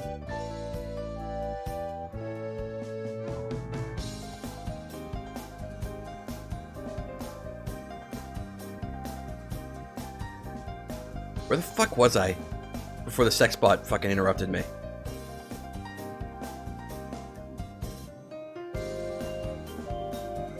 Okay. I get it, Teki. No need to move your face so close. You stutter out, nearly falling out of the chair as Teki moves her face closer and closer to yours. Could you really say why Tomo is so weird? It's because she fits two different kinds of people. Flip. This time Teki shows you two different pages. It's hard to see because she's flipping between the two so fast, but you can just make out the figure she's showing. One you actually recognize as that ghost from the fragment dream you had only a few days ago. The other one you don't recognize, but... Oh, skill memes. You feel that nagging feeling coming from the ghost fragment. It recognizes that woman with the long blonde hair, pink dress with a purple tabard, and most especially the bow adorning her hat. It's actually an incredibly strong feeling of recognition. Could this be that friend that fills the memories of the fragment with regret? Teki doesn't seem to have noticed that you recognize either picture, though. Perhaps it's something to be thankful for right now. Tomo's got the qualities of someone who's lightheaded and likes to have fun, but when I met her and I told her about Ikai, she acted like a veteran. It's super strange she acts so differently like that. Teki, you do know people don't necessarily follow just one of these archetypes, right? You say without a hint of emotion. Other than that of complete disbelief, that would be the thing Teki finds most strange with Tomo. Even if you could tell that she's at least somewhat two-faced before, even you could tell she was somewhat two-faced before now. Teki looks at you blankly. Actually, she keeps that look for a good few seconds. Then the light bulb finally goes off in her head. She slowly nods her head in understanding. For your part, take the opportunity to remove Teki's arm that's been around you and slowly get off the seat. When we order the plates of food, you grab two in hand and motion your head to point towards the main room. I think we talked enough, Teki. I really don't think Touhou or Youkai would be happy waiting any longer to eat. Totally honest there. Though, there is an unmentioned concern you have about leaving Shy Youkai and aggressive Aho in a room alone together. You're certain that no matter what she does, Aho wouldn't be trying to scare Youkai, but you can't help but think that that's what would inevitably happen. He gives a single nod before jumping out of the chair and grabbing the rest of the dishes with ease. The two of you head out of the kitchen, looking forward to dinner after talking with each other. It's fine. Aho will be fine with... Look at her. She's on screen right now. Aho will be fine with Igai, okay? In the last stream, in the last part of Chapter 4, she made a promise. Or maybe she didn't make a promise, but she said she was going to be a good father for Igai, okay? Just trust her. Trust the dragon girl. Trust the best dragon girl. It's fine.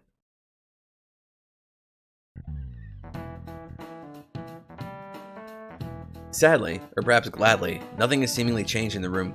In the time during which you helped Teki cook dinner, I was still sitting against the wall and you guys still sitting under the kotatsu. Though, can claim a bit that something has likely happened. At least by the fact that Aho's clothes are brighter than when you left and you guys throwing quick glances towards the dragon. I've got dinner! Teki sings with blazing cheer that could rival sunshine on a cloudless day. You might even say she shines like the sun. Stop! Why do I fucking do this?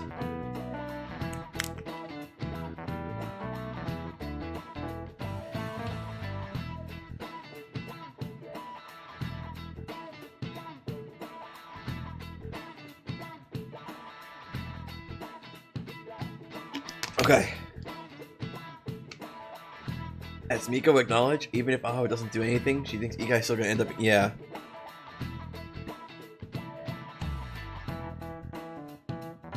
Excuse me. Okay, anyway. Teki seems with blazing cheer that can rival sunshine on a cloudless day.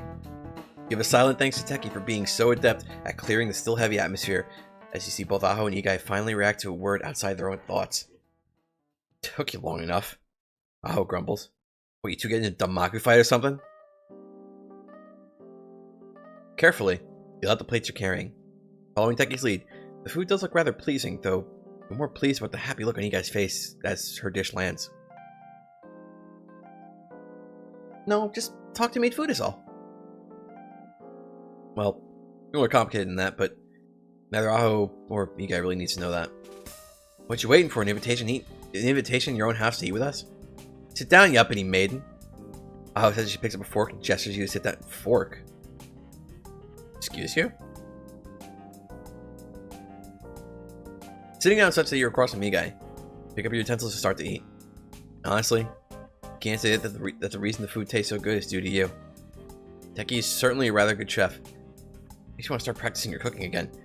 Though, it's more likely that what makes this food taste so much better is the feeling that comes with eating with other people again.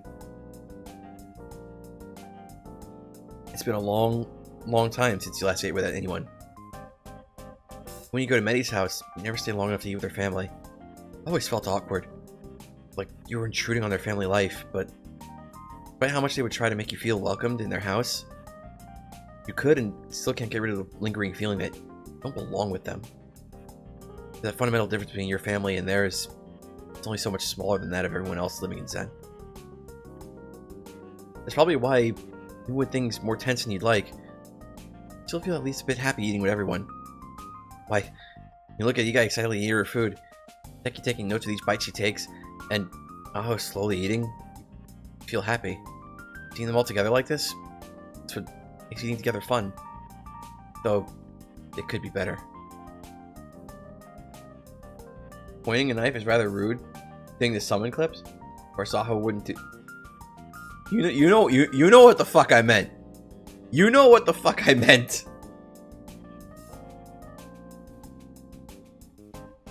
Where's her fucking chopsticks?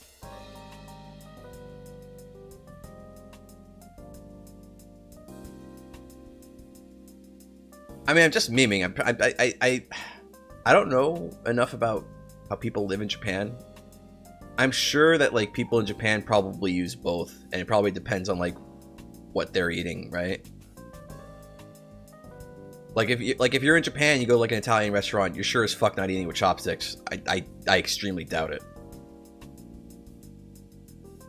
But like in a household, I don't know. I don't know how it works. I'd be willing to believe if somebody told me that like Japanese people kind of keep both, like a silverware set and like chopsticks. If somebody told me that, I'd probably believe them. I'd probably buy it. I don't know.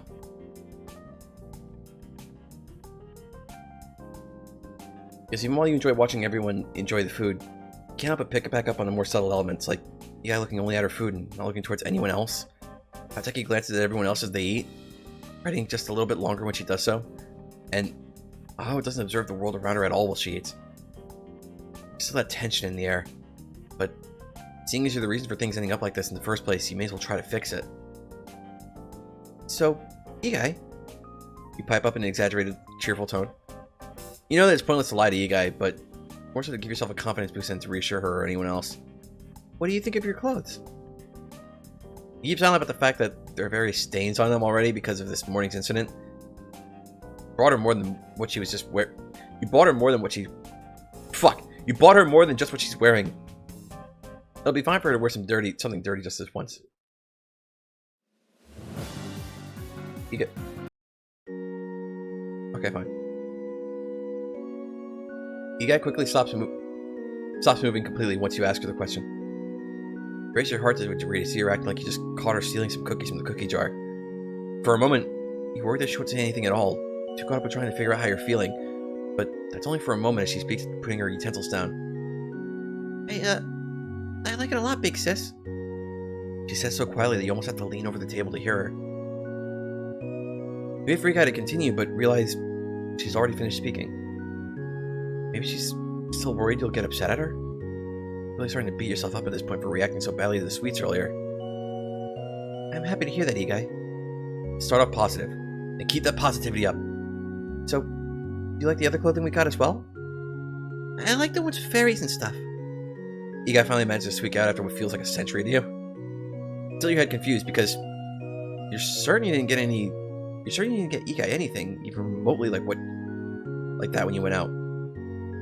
In fact, the only thing with the design on it that you bought for Ikai was the shirt she's wearing right now. You remember asking Medi once about why clothes in stores are so plain? Turns out, manufacturers stopped putting almost any sort of design on their clothes a long time ago. Did we get something like that? You ask, trying to recall your somewhat hazy memories. You did buy those sorts of things and just didn't notice. You were more concerned at the time with keeping Ikai calm and happy than worrying about what you were buying. You were more concerned with Yeah, okay. I read that wrong. Totally! You're slightly surprised when Teki jumps into the conversation. Fully surprised when you realize that she's already finished all her food. It hasn't been 10 minutes. How does she eat so fast? You have that written in your notebook, Teki? You ask, almost hopeful that someone having to clarify your memory. Not old enough to start having problems like that, you hope. Well, no. Your eyebrow cannot raise fast enough to display the sheer doubt you wish to convey at hearing that. So Teki corrects herself so fast that you definitely successfully communicated your feelings on hearing her say that. She rapidly waves her arms with a nervous look on her face. I mean, I did read it at the time, but you guys showed me her clothes while you and Aho were out. And I saw tons of shirts with cute designs on them. Teki exclaims. It sounds like she's racing to get the words out. Huh. Strange. But if Teki saw that only a few hours ago, I'm not exactly in a position to disagree with her. I guess I should have paid more attention back then, but I'm happy you liked them, Ikai. I think... Okay, because of something I know that's gonna happen, because of something I know that happens later, I think there's a meme. I think we're getting memed here. Just a little bit, just a small smidge, just a little touch. I think we're getting memed here. Just because I'm in the know for certain things that happen later in the story. The smile that adorns your face when you say V is as genuine as you can make it be. It does involve having to push past your own nervous system worries, but see Ikai finally look you directly in the eye again? You can tell that it's worth it. Because now instead of looking scared, she looks curious. So, while it might be a bit early to ask us, you're not willing to lose what opportunity you see here now. You've been so harsh on Ikai and Teki earlier without knowing exactly what they had been getting up to while you were away. Make up for that. And you seem to have lots of fun with Teki while me and Aho were away. I'm really curious about what you two did together. You should really get the answer from the source.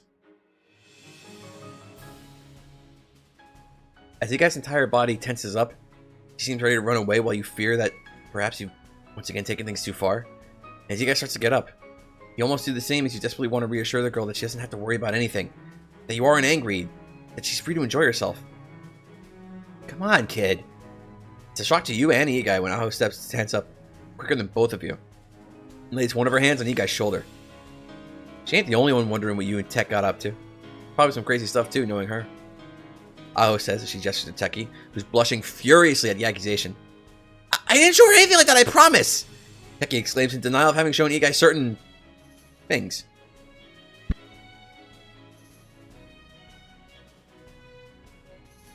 Not that kind of stuff, you empty-headed fairy. Aho yells back with a slight blush herself. Basically everything but that crap. You frown at Aho, cursing in front of Ikai yet again, but let it slide this time.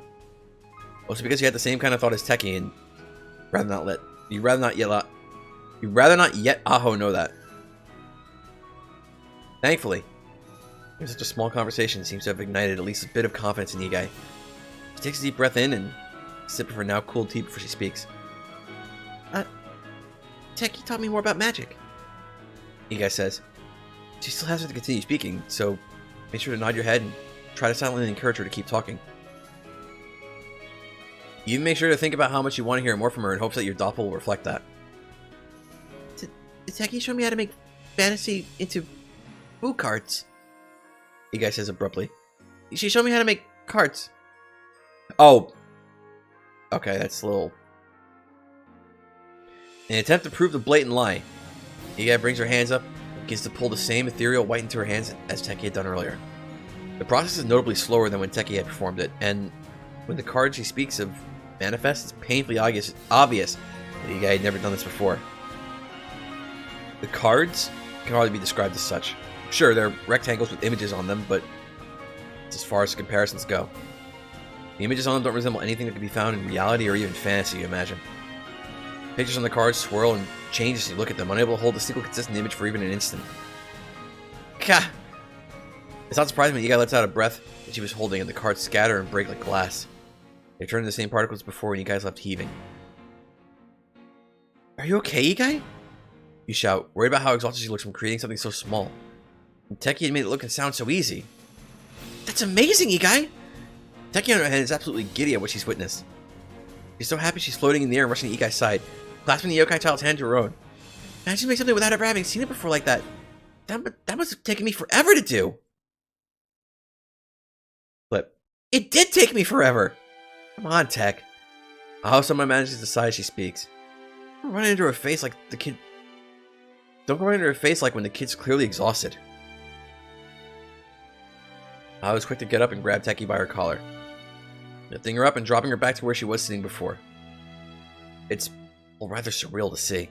Both Teki pouting like a child, Youkai leaning on the table like she's grown 50 years, but in a few seconds, and Aho gonna fly slightly to make sure that she isn't dragging Teki across the ground. Wait, they're outside now? When did they get outside? I'm fine, big sis. Youkai manages to huff out between shallow breaths. Cards are just hard, is all. Politely ignore the lie. You don't think Youkai will even notice what you've noticed right now. She's too busy trying to catch her breath to look at anything. Worried about her condition, you pour Youkai a cup of water and push it over to her. She's quick to chug down the cup once it's within her reach. Round, as in the shrine indoor floor. So, floor.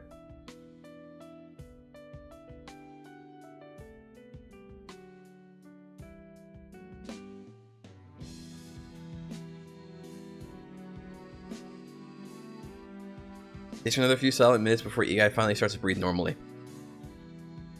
At this point, Aho has also finished eating, and you nearly finished your plate too. And though your stomach is full, your curiosity is yet to be filled. Are you okay to keep talking, Youkai? You can stop if you want. It is getting late. You tell Youkai, ready to try and push herself too far after doing something that's apparently really hard. It's fine, big sis, she says. I'd like to tell you more. Really? Youkai exclaims at the end. You let your concern slip onto your face. Youkai slips at the end when you let your... Okay, if you're sure. I really hope she's sure. So, Teki also taught me about flying. Oh yeah, I think I remember you saying something about that, right? Saying something about that, right?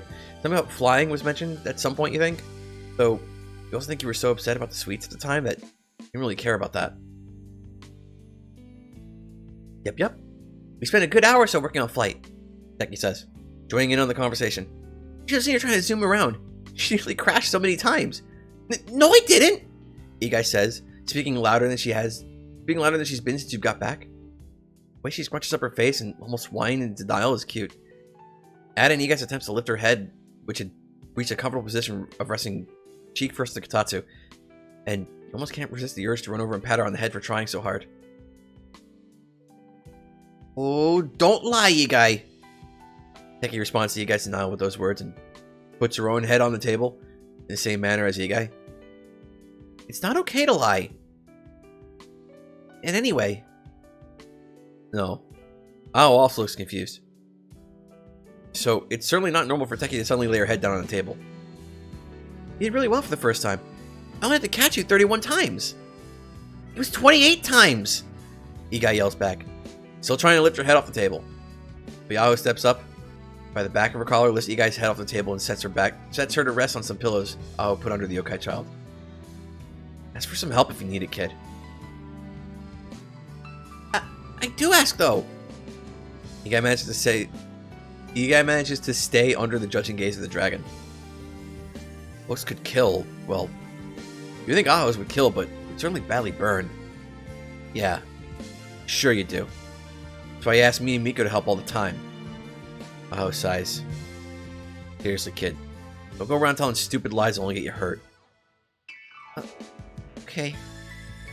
Guy timidly responds back, clearly too worried to speak against Aho. Though, I wouldn't say Aho's wrong. I think it's enough for now. But you don't want to keep it going. You don't want to keep going right now if it's going to keep ending with Igai a worried little mess. It's getting late, so why don't we all start getting ready for bed? Even from inside, you can tell through the shrine's paneling how dark it's gotten. Whatever animals may have been moving about outside have slowed to a crawl, and now the sounds of insects perforate instead. Even with the sunset, though, there's a lot to do before anyone else is ready to fall back asleep. Maybe you've got a little more than everyone to do. And you've got a little more than everyone to do. What? But I'm not tired yet, Miko! Teki whines, still with her face on the table. Why are you resting your face on the table? Why are you resting on the table, Teki? You honestly don't know if it's something to be concerned about or doing, since it's Teki, but you also don't know if you should be worried, because it's Teki. Oh yeah! Teki raises her head up so quickly you can just feel the gust of wind it creates. Forgot to put it back up. I thought it'd be rude not to speak with Igai on eye level, like... I thought it would be rude not to talk on eye level with Igai before. All in favor of moving on? Aho asks the room. Everyone except Teki raises their hand. Good tear. Aho turns to you. Not exactly disagreeing about not being ready to turn in yet. You almost see the spark in Aho's eyes. Actually... Wait, Tek. Aho gets up and yells. I bet you showed me that old shack Miko stuffed you in. Heard some interesting things about it. Teki lightly flaps her wings, and her eyes look so filled with joy. They spilled out. If they spilled out, you're sure the entire world would become flooded. Really? That would be so cool! She says. Quickly flying directly to Aho, taking one of her arms in hand. Probably the first time you see Teki grab someone and then not be immediately dragged for a ride. Aho just rolls her eyes at Teki's antics. Fine, let's go, you dolt of a fairy. Aho, with Teki still latched onto her arm, calmly walks out of the shrine. You and Igai alone. So Aho leaves the scene far too quickly for you to do so. Far too quickly for you to do so.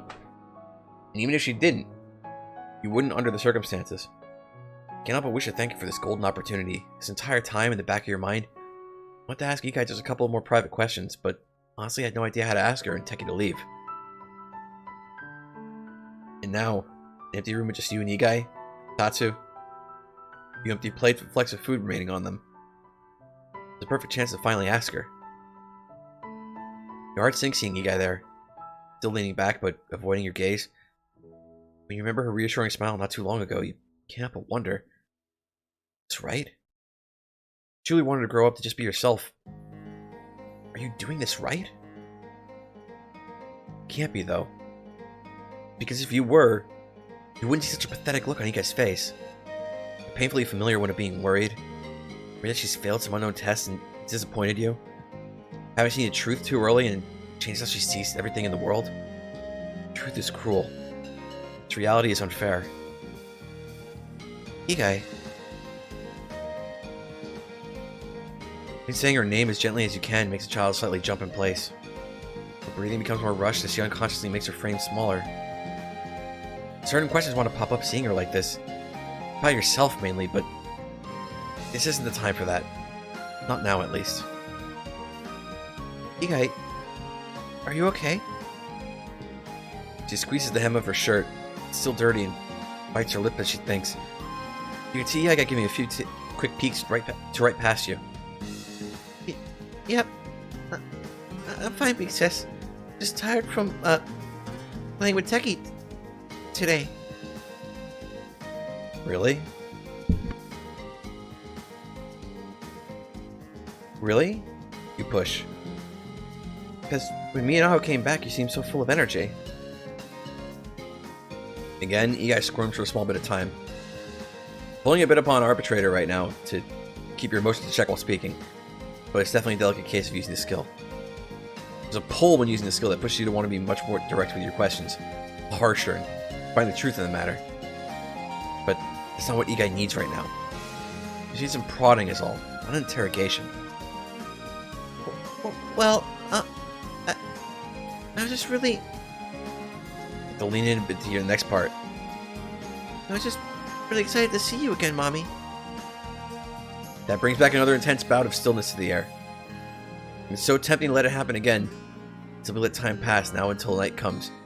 Both you and Youkai have to head off to sleep. I was excited too. You quietly say. Youkai perks up slightly at your words. I was really happy when I saw you were getting along so well with Teki too. The smile is genuine, but the pain behind it is real too. But then...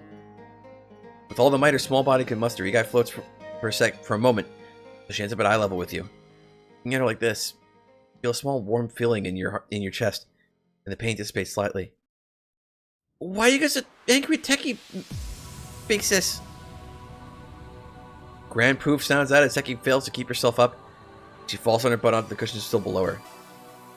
Despite the poor landing, there's unmistakable determination in Ikai's eyes. Well, you see... You look away and adjust your glasses as quickly as you try to think just how to word this. I was happy for a moment, but when I saw you eating something sweet again, I kind of lost sight of things for a second.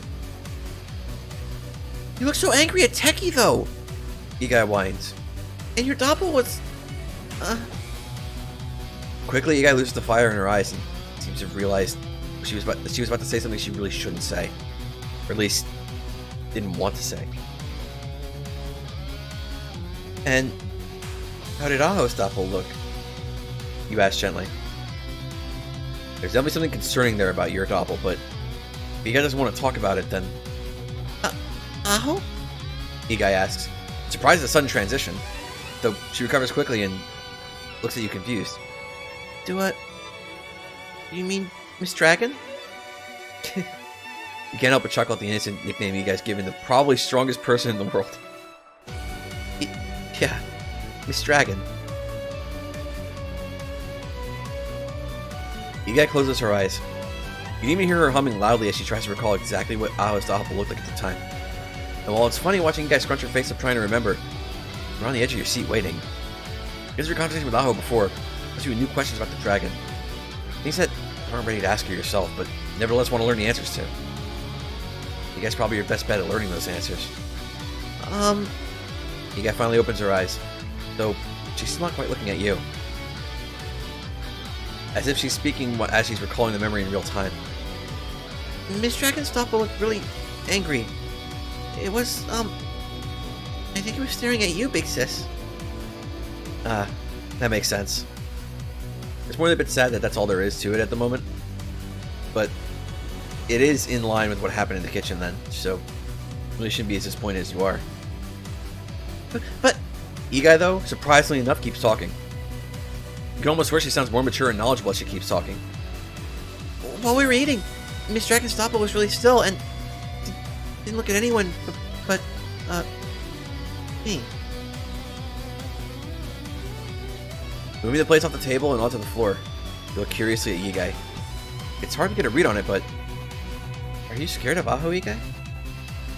To certainly explain her nervous behavior around the dragon and why she even seemed worse off when you came back from the kitchen. But Aho seems so concerned about Youkai. You can feel the frown on your face when you think about Aho not being able to do anything with Youkai due to a massive misunderstanding. Oh shoot, does Youkai think Aho wants to eat her too? But then you can feel the burst of worry, you push it down. And in doing so, you can actually notice how Ikai's holding herself right now.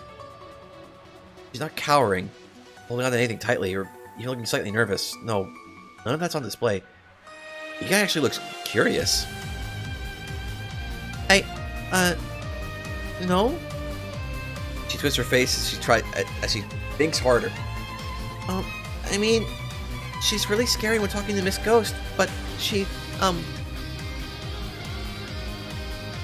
Taking one of the cushions behind her into her hands, Igai squeezes it and buries her head into the red thing. You shuffle over to be closer to Igai and slowly raise your hand. Then you touch Igai's shoulder. She doesn't react in the slightest to you moving at all, and when you finally lightly tap her shoulder, Igai jumps for a good few inches into the air in surprise. She takes a few quick turns to look around the room before turning her focus back on you. Oh, sorry, big sis, I just... Igai trails off. Though, before she can finish whatever thought she was going to voice. It's fine, Igai, you say quickly. Trying to both reassure her whatever worries she might be having and stopping her from getting lost in her thoughts again. Though, really, it's not fine. What the fuck? Is Miko me? Is she me on stream? Like, it's fine. It's not fine, but it's fine. Don't worry about it. It's fine. It's really not, but we'll just say it's fine. Though, that's probably obvious. Something certainly happened between Igai and Aho. Though, you have to ask the dragon herself to find out, it seems. If you say so, big sis. Igai says, not quite looking at you. Ugh. Why is it so hard to keep the conversation with Igai? Is something you're doing wrong here? Think! What about Tomo? You say quickly, almost shouting the name of the ghost. Or maybe you did just straight up shout, since Igai does nearly fly straight up when you ask. Is that gonna happen every time you ask Igai something? You mean Miss Ghost? Nod your head. Igai looks up at the ceiling as she thinks. She's weird. Igai shakes her head. Yeah, she's weird. She doesn't say what she thinks. Another second. And she speaks really, really, really weirdly. Remember, Tomo can hear this entire conversation now.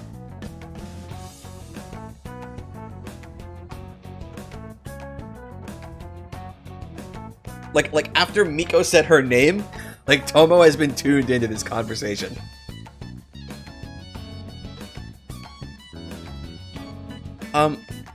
Oh. You can almost see the light bulb going off above Igai's head. Oh wait, I didn't read it. Okay. How does she speak weirdly? You ask, half chuckling, because you don't actually disagree with Igai about Tomo speaking quite strangely. Oh! You can almost see the light bulb going off above Igai's head. Like, she said Aho was, waifu? Igai looks at you intensely, and you try your best to hide the fear you're suddenly feeling. Big sis, what's a waifu? Tomo did say something about that chick with the dumb thigh highs being a waifu, you think? Like, you're almost certain she started ranting about that girl being a super waifu and having an S-ranked AT? I think it means wife? You shrug your shoulders as you answer. Does that mean Miss Dragon is married? You run that thought through your head. And you think about what Teki would say if she heard that Aho is married, which you're almost certain isn't actually married, and Tomo meant something else by calling her a waifu. But if Teki heard that, and considering what happened this morning, no. You bluntly answer. And Igai, surprised by the sudden serious tone, Igai looks at you concerned. Yes, big sis? Don't ever tell Teki what waifu means, or that Aho is one, okay? Might have been looking a bit too intense. You might have been looking a bit too intense, Igai. Because she shakes her head so fast, you think for a second it's about to fall off. So she's disagreeing. She's gonna super duper tell Teki. She's shaking her head. Not nodding. Good. You say with just a bit too much glee. I know you like Teki, but she's a bit too quick to jump on things. You sit in silence for a while after that, doing the tea that remains together. Being together like this, feel the tension in the room from when you first came in and finally escape. Like a weight has been lifted off your chest. You'd accidentally placed there yourself. The question comes after both you and Igai have taken a few cups and finally finished off the tea. The bitter taste did a good job at finishing the flavors that were still floating around your mouth from the dinner. Do you not like Teki, big sis? There isn't any maliciousness or worry when Igai asks. It's plain and matter of fact in its delivery. Doesn't make it any less likely that if you'd been drinking when she asked, you'd have choked a bit. Of course not! You quickly yell out. I know I overacted earlier, but she's really nice. She's really a nice fairy. Just trail off. You don't need to finish the sentence. Even a little bit of interaction with the fairy gives one all the knowledge you need to know she's quite a lot for anyone to handle. I like Techie. Somehow that plain answer hurts you even more than it should. It doesn't help too that you guys close their eyes so you can get a good read on what she's thinking. Is it okay for me to go see Techie, Big Sis? There's a lot of things you could say here, isn't there? Much packed into such a small question. So much to think about from that alone. Face the floor, making sure to keep your expression hidden from Igai, and your voice steady and strong as you can make it. Sure, Igai, you can do that. But you hear Igai's small footsteps begin to head towards the outside. I'm sure that'd be the last you'd see of her until it comes to bedtime. Or maybe not even then. Instead, feel the small arms of Igai wrap around your back as far as they can go. I love you, Big Sis. And she scampers out the door, leaving you alone with no one but your thoughts. Again. In a few days, the shrine's been like this, hasn't it? No one was in here but you. And knowing that everyone is still around, still in the shrine grounds, doesn't change this feeling. Curling up, bringing your hands and knees to your chest and closing your eyes doesn't stop it. To make the regret, the hate, the sadness go away, reinforces it, triggering a skill. And it's hard. It's hard to just let go of these thoughts and keep repeating over and over again in your mind. No matter how much you try to shut them down, and everything that they bring out used to go away. So now you're here. Complete darkness with only your thoughts to accompany you. That's not anything unusual, is it? No. No, it isn't. You vividly recall the days after Mom and Dad died. You remember the tears, hate, regret over everything you didn't do with them and didn't say. Another triggered me. Other things.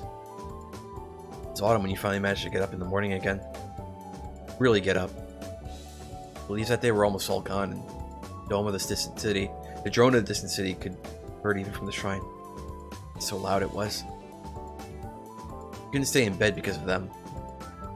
You stepped outside, dragging one foot in front of the other, and saw the yellow and orange leaves covering every part of the shrine. It was possible to take even a single step without hearing the crunch of dry and dead leaves. No stone could be seen, and the lake was a veritable sea of orange. Something in you couldn't stand that. His mom's habits finally hitting you again, or some vague recollection of one of Dad's many lectures about tradition and proper care. Either way, you picked up a rake and started working. So many days passed clearing every bit of the shrine, the ground that you had inherited, that by the time you'd finished cleaning the leaves, snow had started to come in. As you cleared the snow, the flowers and weeds began to grow. Next came the rain, and the animals had roamed about, and you had to keep track of. When the summer blaze came in, you had started to clean and take off the shrine on instinct more than you wanted. It was your daily routine by then, the way in which you lived, but there's something that had any feeling of being real, as it were. Days passed and passed, and without any feeling on anything, really. Only brief respites from visiting Medi, but those can only come so often. They would never visit either, so always be that you were alone. The only thing to pass the time with was thinking. Things you thought about were never what you wanted to think about. No one really wants to think about how much they failed after all. I need more appropriate tracks here.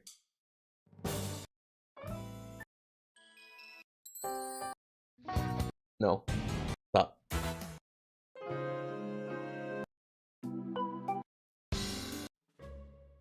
I'm never gonna find anything. We always try to do this. But then we never find anything, so we just have to stop on something that's good enough.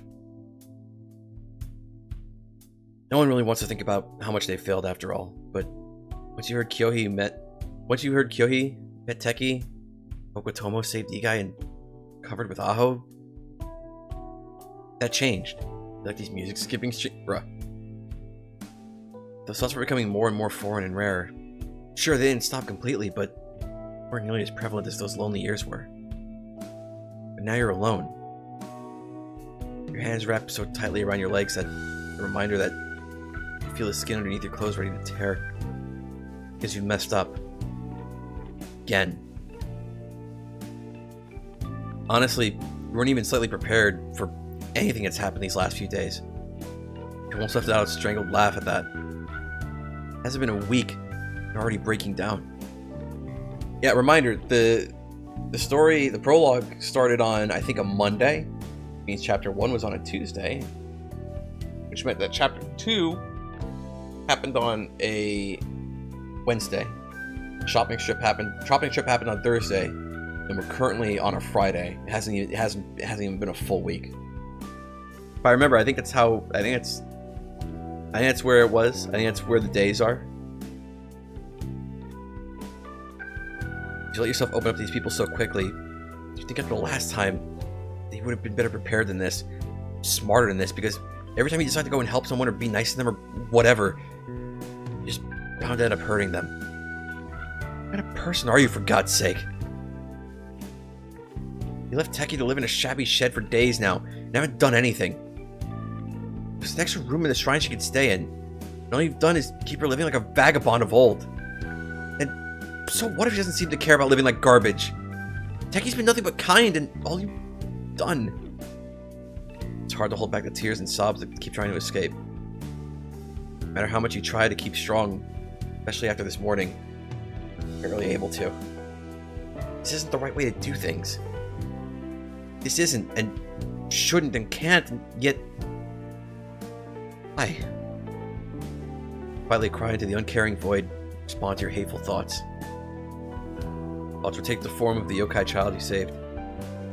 This thought could almost pass as a nervous kid if it wasn't for her translucent skin, like holes where her eyes should be, and that same rag she had when we first met her. Because, the haunting image replies, you hate us, remember? It smiles. Feels as if you're gonna fall into the void that is the smile. Genuine and true, but holding thoughts you can't understand or even begin to comprehend. It's what it does. Because what does Igai or anyone see in you? Love you, big sis. There's there to love. True. Lights. So many bright and small lights begin appearing one by one in the ever-distant horizon. Where your thoughts reside, the false Igai slowly falls away, dissolving like water while keeping the same damn smile the entire time. That icky water of thought takes a new shape, when you've seen only once before, but as forcible become ingrained in your mind. Rising up in what can only be described as a small throne of nothing, it's Kyohi. Both her eyes are closed, while her third eye stares lazily at you. Equally lazy is her posture, not even properly sitting on the throne she's made for herself. She sits on it as if it's a bed, her feet going over the side and her head only being kept up by her leaning arm. In shock, you open your eyes to see the same void, but without Kyohi, or the distant fragments present.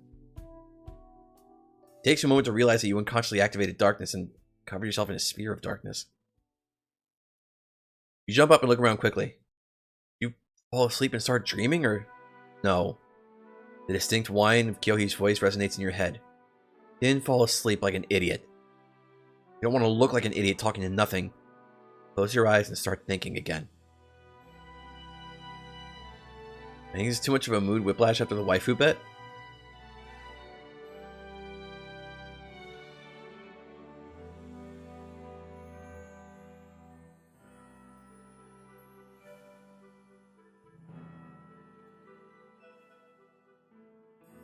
On the basis that Miko is like deeply concerned and hyper fixated on the way she's interacted with everyone so far, on this day especially, I don't think so. If anything, the waifu bit adds some levity to the whole thing. Because Miko has been in this state of mind literally since she and Aho got back from the trip around Zen.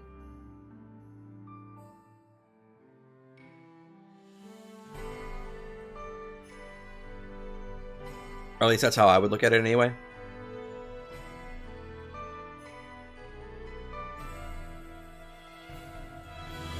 Kyohi, why are you... You start stammering out, feeling a blush rising up.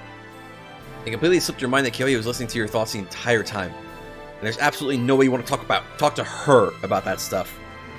Even as you spin around the room and start rushing about to put away clean the dishes, to hopefully dispel the Satori, you can still hear her voice, now booming in your head. Ignore me, and I'll knock you out like the fairy. So stop doing more pointless stuff and talk to me.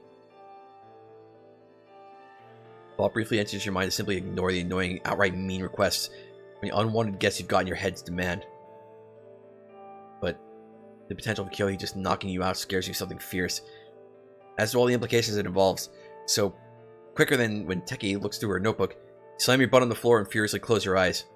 Just as quickly as you imagine that same void from before, the distant fragments of Kyohi reappear from the black void of thought. This time, Kyohi's third eye is glaring at you. I do hope this won't be a sign of how our future conversations of this sort will go, she says, as if the answer has already been determined. Skill me. Hexagonal, see-through blue shield appears in front of you. Suddenly, as you look up at the Satori, invaded your privacy. A barrier appears. Kyohi lets out a mighty sigh and opens one of her eyes. Where she gives her their actual eyes of the same intensity as her third eye. Kyohi leans forward just enough from her throne to slowly raise one of her arms up. What must be the lightest touch taps the blue barrier, which shatters like glass. And suddenly your head feels like it's about to burst. It almost feels like a crack has split your brain in two. It takes all your effort not to keel over on the spot. Fair warning. Kyohi once again reclines on her throne. But something as simple as ego won't keep me from reading your thoughts. Could you have said that before you broke whatever that was? You shakingly ask. Just keep one hand on your head, attempting to suppress the pain? Maybe.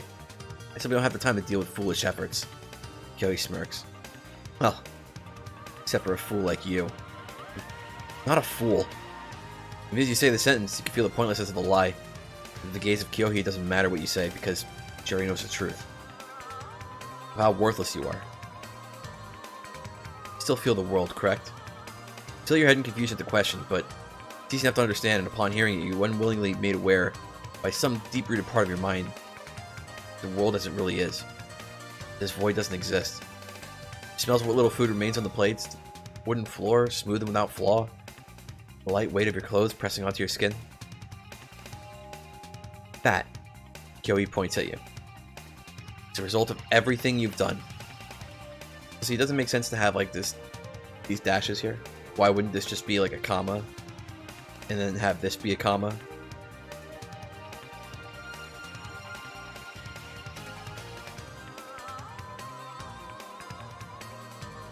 Also, I'm not pointing at you. I'm pointing around you. Okay, if you're gonna make this one a comma, you need to make that a lowercase I too.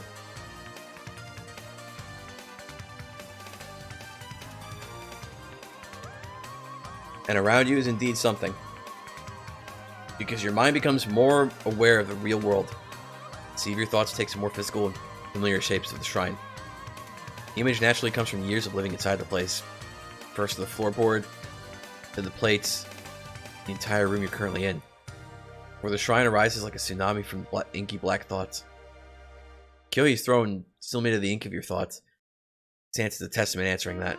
Yes, still haven't opened your eyes still. The shrine is the work of your family, and by extension, you. Kyohi's voice raises slightly, sounding light as she speaks. You certainly did a good job at maintaining it all alone for all those years. It's my duty as a shrine maiden to take care of it. Doesn't mean you didn't take care of it. You look up at Kyohi. Her eyes are closed once again, including her third eye. Or at least, close as it could be. Why are you talking to me? The question been coming up from your unconscious since you first heard Kyohi's voice. Last you understood, Kyohi didn't really like you. Why talk to you now? Talk to you at all so you could avoid it. Because it's my job. Somehow I doubt it's your job to talk to me. You don't bother to hide the grin on your face. Yeah. Kyohi waves a hand about. It's my job to keep you from becoming an absolute misanthrope and get yourself killed. That wipes the grin right off your face. I'm not gonna... I know. Your words and Kyohi's overlap as you both speak at the same time. Your third eye looks like it's looking directly into your soul. In the instant of the silence that follows. Maybe it is. And when Kyohi begins to speak again, she suddenly closes her mouth. You can hear humming and mumbling coming to herself. So while waiting for the story to speak again with her wrong thoughts, think around the shine you've recreated in this mind space. And it's certainly worse than that in reality. Because though it started off being an almost perfect recreation of your memory of the place, it has degraded as you've been speaking with Kyohi. The wood is rotted, leaving the floor uneven and filled with small splinters and holes. The walls have scratch marks as if a wild animal had come in and attacked the place. Where there aren't marks, screens have branches sticking through tipped in thick black thought. Places you left on the floor have become many shattered shards of glass. They're almost as prolific in the imaginary shrine as the wood. In fact, when you try to look closely at the wood, you can make out the shine of glass that become embedded in it. There we go. Quickly look away from the terrible condition of the shrine and look back at Kyohi upon hearing her voice again. I had to dredge up a couple of the problems, but I'd say they're displaying well. You cock your head to the side, your confusion evident. Kyohi's sigh might as well have been a miniature hurricane with how much weight it threw around. Look, if you don't... How the fuck am I supposed to read this?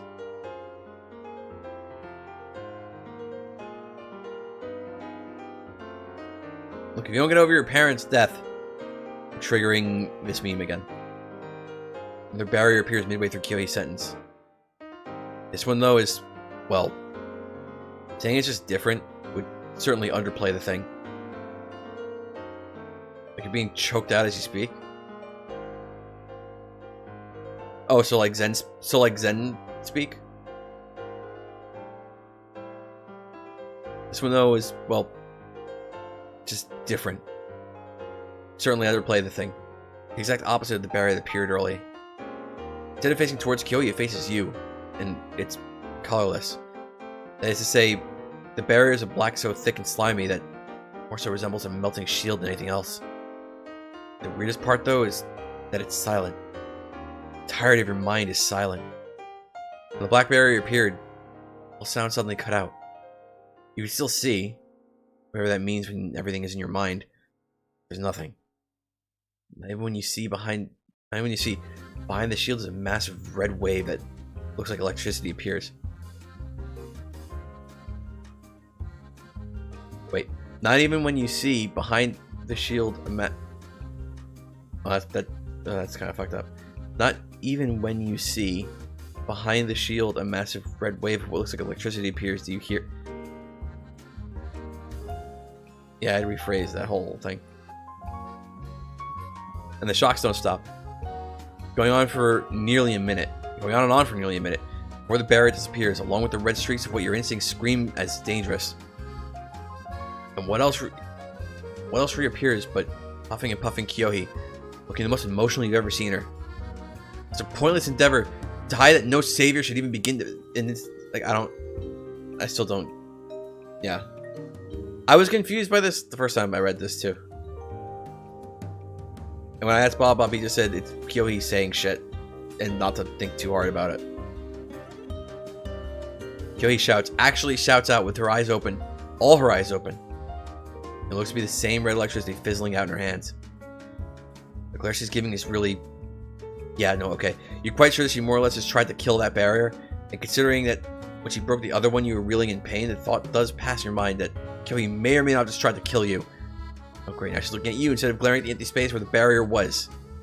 Would you shut it? Annoying. Logging maiden status complete. You updated status? YN? No. Just annoyed. Not angry. I had been angry. I knocked her out as soon as she started a desperation spiral. Depression spiral, even. I said you knocked her out, huh? Real swell of you. Fragment nearest to you says. It speaks. It's another reason to absolutely hate this failure of a maiden. Somehow she managed to stir things up last night. More and more were starting to become aware.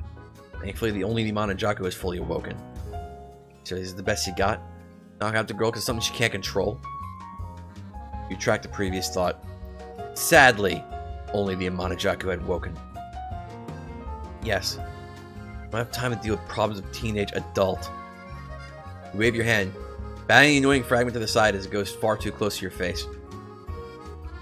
Don't care. She's an adult, that just makes this more embarrassing. I have such a strong mental block that I can't even blast it away. She scowled the unconscious maiden. Now lying on a bed of fragments that had rushed beneath her as she fell in her mindscape. The same can't be said for her body in the real world, though. It's a shame you can't record the wondrous thud her body made when it hit the floor. Walking up to the maiden is a simple task now, too. Walking through her active mindscape would have proven a pointless effort. You'd conjured her throat had on before. Obviously unneeded now, though. She's unconscious. It almost puts a skip in your step, not having to worry about tiptoeing around the maiden's conscious thoughts. As you bend down to touch the mind of the unconscious, somehow no less useless maiden, one of the fragments that her makeshift bed consists of, charges forth towards your face. Not flinching at the display of pointless bravado, you mentally note that it's interesting how even without a body to speak of, you feel a small needle sword pointed at you. But hilariously enough, the stupid thing wouldn't let you get any closer to the maiden. Every time you'd move to approach from another angle, the thing would follow you perfectly.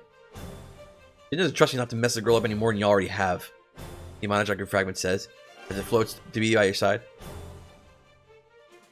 Tell her I'm going to fix some of the major problems. You growl out. But the Jaku has at least some small use for being awake. Though, primarily, to tell her to... That's to tell off her the fragment. Bruh. To tell off her the fragment that may as well be your girlfriend with how clingy it is. Ain't doing that.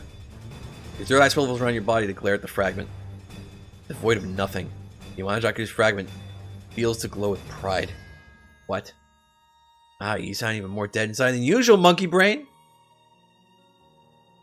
It's an old instinct that has you turn quickly and violently grab onto the fragment.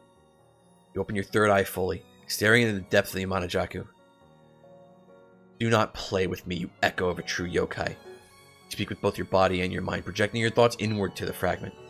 I've waited for far too long to finally be given my paradise back. If this maiden cannot fix herself, then I will fix her instead.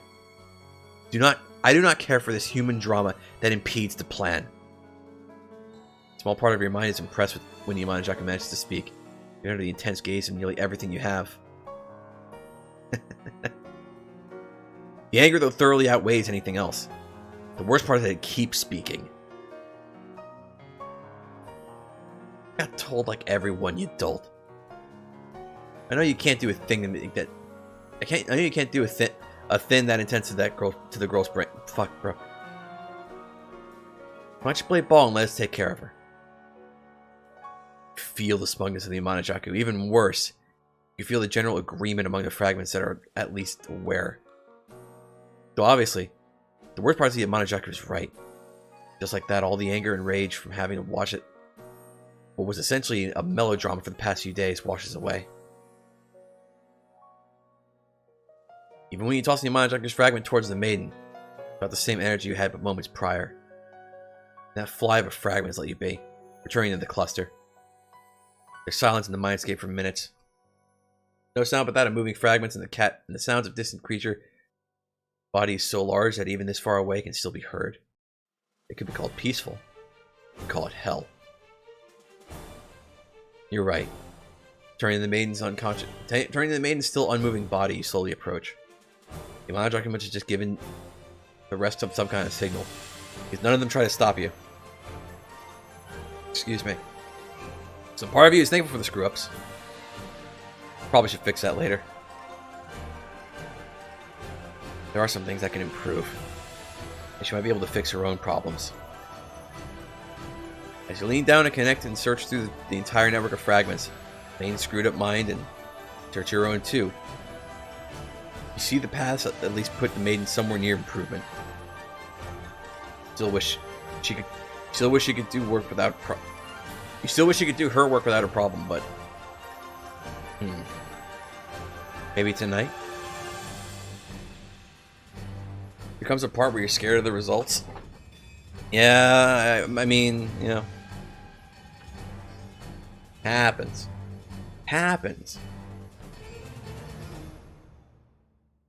You'll improve her ego.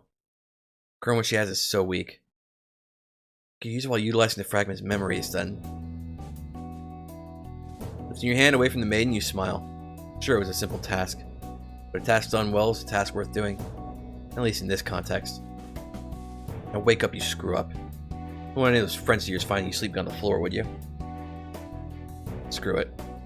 You said you can't have at least a little fun when using your ability. As the mindscape fades, Maiden wakes. A single thought is left as you return to the sea. I'm going to have to get updates ready for the glossary, aren't I?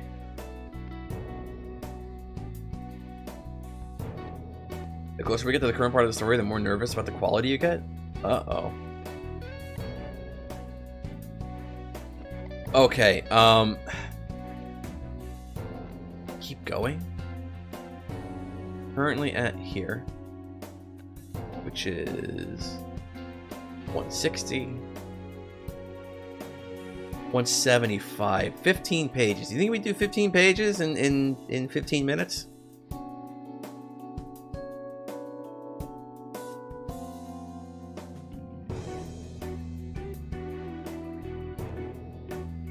No?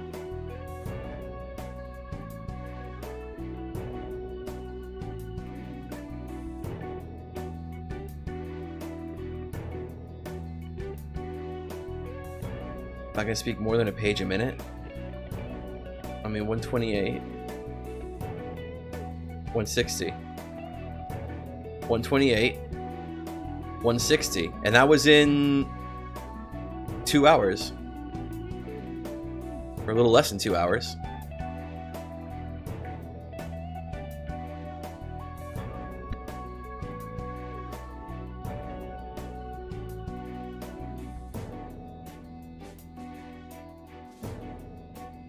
Fine. We'll save that for next week then. It'll be like when these parts were new. We had no idea what the fuck was going on with Miko.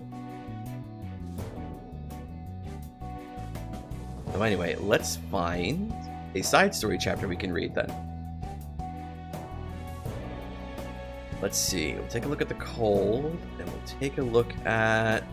There's some I don't want to read yet because either it's like Rabbit Company and they're new, or it's like Incident Report and they count as spoilers right now.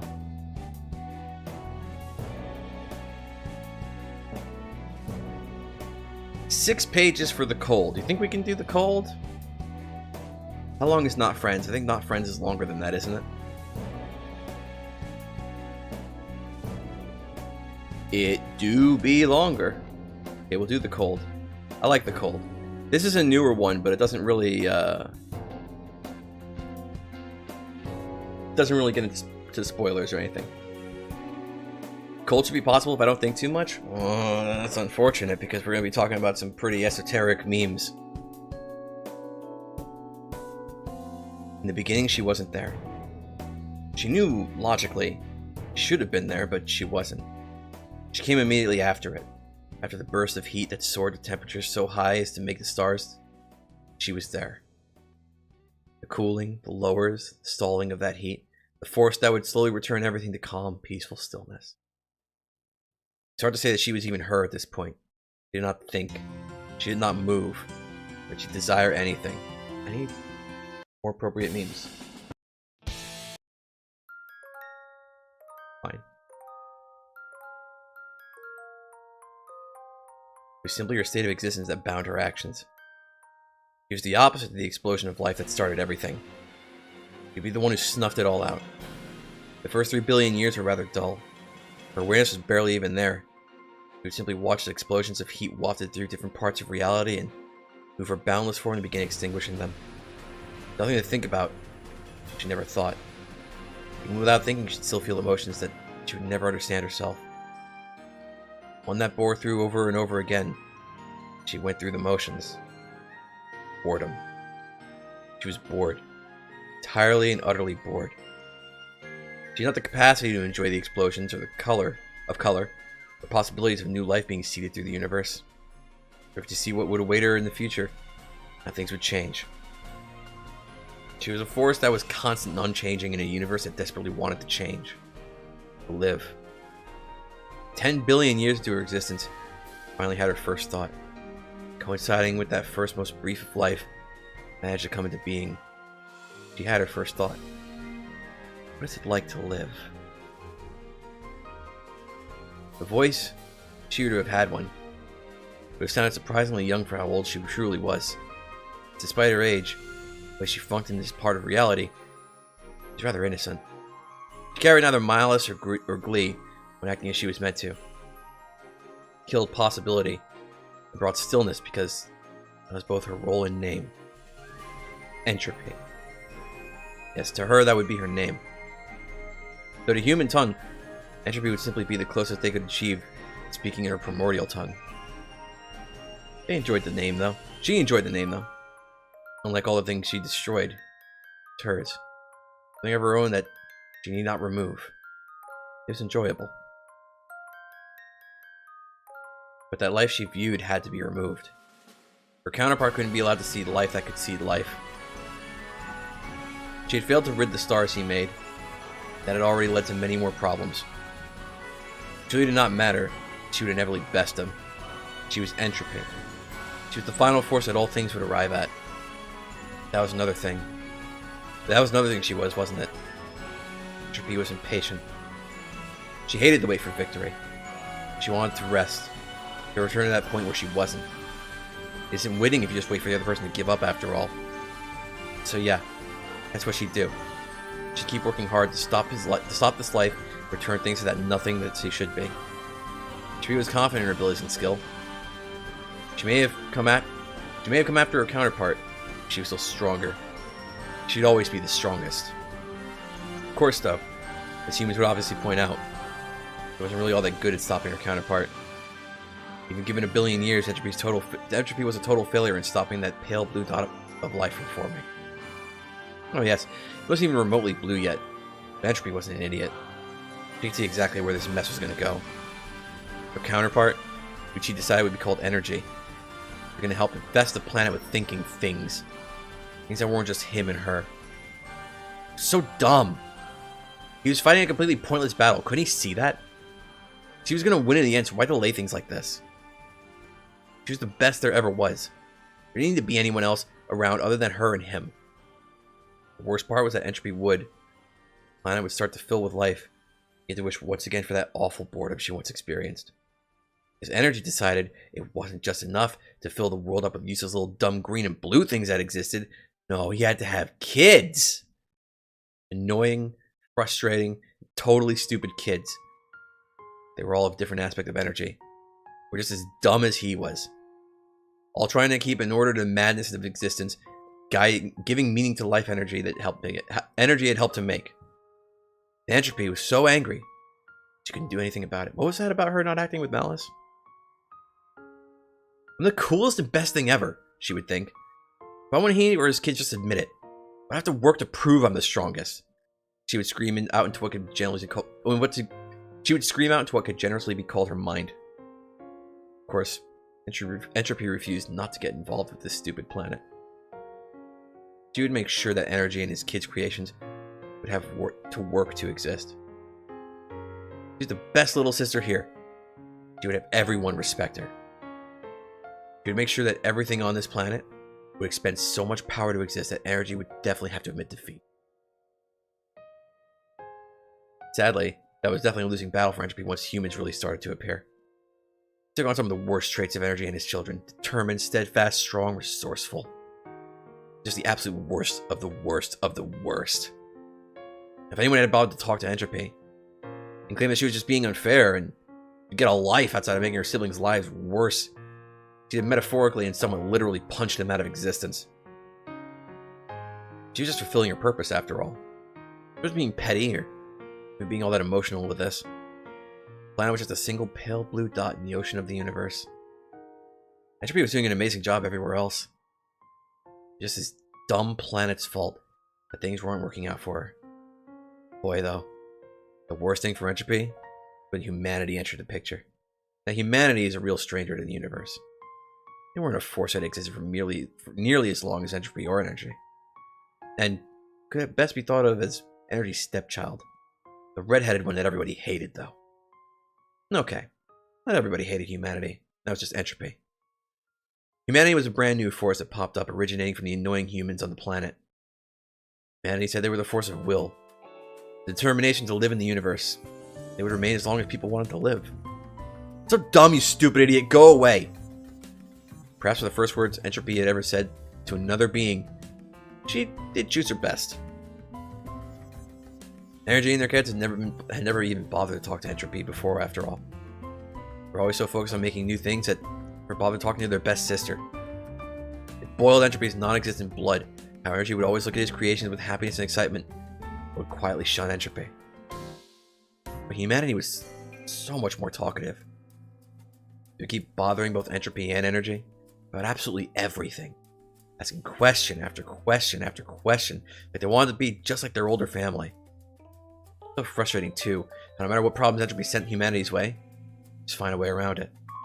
Even after a few million years, she's still bothered by how they survived 5 freaking ice ages. Ice was basically Entropy's best friend. Even with her help, couldn't stop the idiot from surviving. I mean, what? Fuck! My brain is making me think. I gotta stop. My brain has made me think like 5 times as I've read this.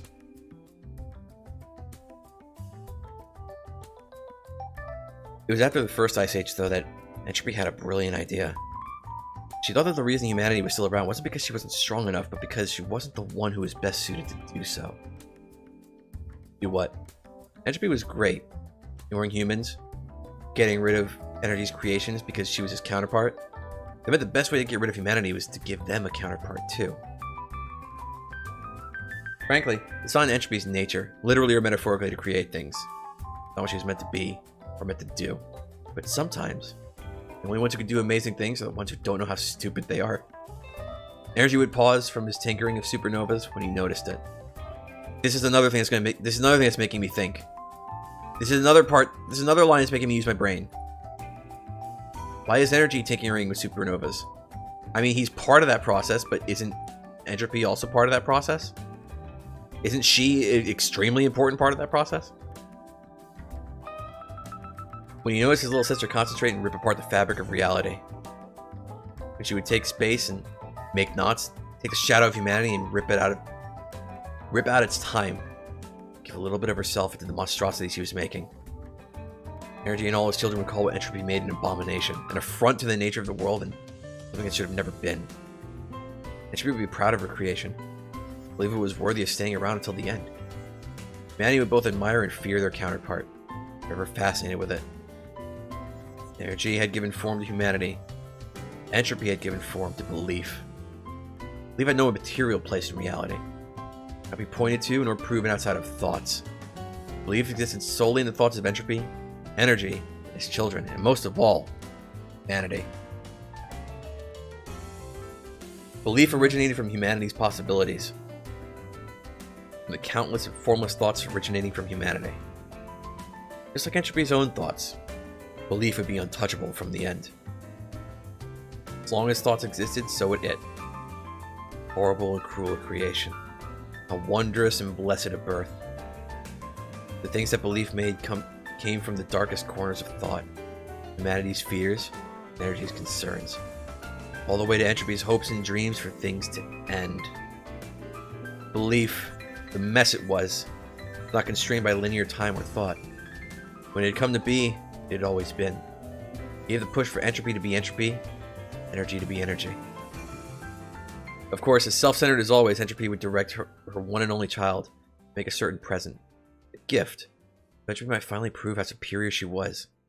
Her strength to be proven and unmatched by anyone else. She would ask the belief make humanity's fear of that first ice age. Give it form.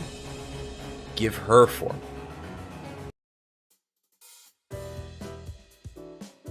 One temporary as all things should be, strong enough to pave out humans by her hand alone. And she would give to belief a small part of herself, a small part of the essence of the end she was to give form. Honestly, it was cute.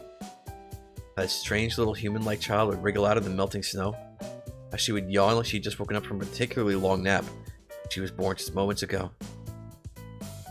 The girl shook her head. She heard the sound of glass. She heard the sound of glass chimes ringing behind her. She would, startled of course, turn to see the source of the noise, only to hear it ring out again, but behind her. A few minutes, she spun herself in circles, trying to figure out what was causing the noise before she'd realize it was the sound of her own icicle wings moving with her. She didn't know why she laughed with joy when she realized what had happened. She didn't know why she felt so free and relieved. Being of energy infused with entropy, born from humanity. She would be entropy's favorite creature. All the ones that would and had arrived before, thanks to belief, this little girl who smiled and lived joyously would be her favorite. This girl. A fairy, as the weird humans would call her, bring about the slow end of energy wherever she went. The fairy would not carve out her... Stop. The fairy would not carve out her path of slow destruction with malice, but instead with childlike glee. She would laugh and play with others as she brought the mechanics of the world to a halt each time she used that bit of entropy she was made of. As all the creatures of belief had a bit of entropy in them. That's what made them all so wonderful entropy after all. They were all able to embody that proper feeling of a fleeting existence. How after they had completed their tasks, no longer be bound to stay in reality and would return to being formless thoughts. The Ice Fairy, though, was so much better than the rest. She embodied the perfect paradox of a body of energy and a core of entropy. Through the use of energy's domain, the fairy would cause entropy as she froze particles and stole the heat from around her. Frankly, if it wasn't for the fact that all things had to end, entropy would have loved to keep the fairy with her forever. Of course, entropy couldn't control everything about humanity and belief. She cried in horror, imperceptibly shaking the very universe itself when she saw that wondrous place that her wonderful fairy had lived in become erased. When her most favorite of fairies lost her physical form, it was forcefully returned to thought. Of course, entropy could instruct belief to return to the fairy's physical form, but that would be wrong. When entropy thought of purposely bringing something back into reality, it stung like 1,000 event horizons. She knew she couldn't do it. She knew she couldn't ask for it to be done. She didn't like it. She didn't like how cold it felt without her fairy. Entropy was the strongest, and so was her fairy. This have happened. The strongest could be defeated, then. That mean the end wasn't inevitable? That means she isn't guaranteed to beat her counterpart? What's the point of her then? She'd failed to achieve victory so many times, was she actually destined to lose? Energy and his children didn't notice. Humanity was cheering too loudly to hear it. Entropy was too lost in her thoughts to care. Belief felt it through across all time and space. Belief noticed, being everywhere across time when the end changed.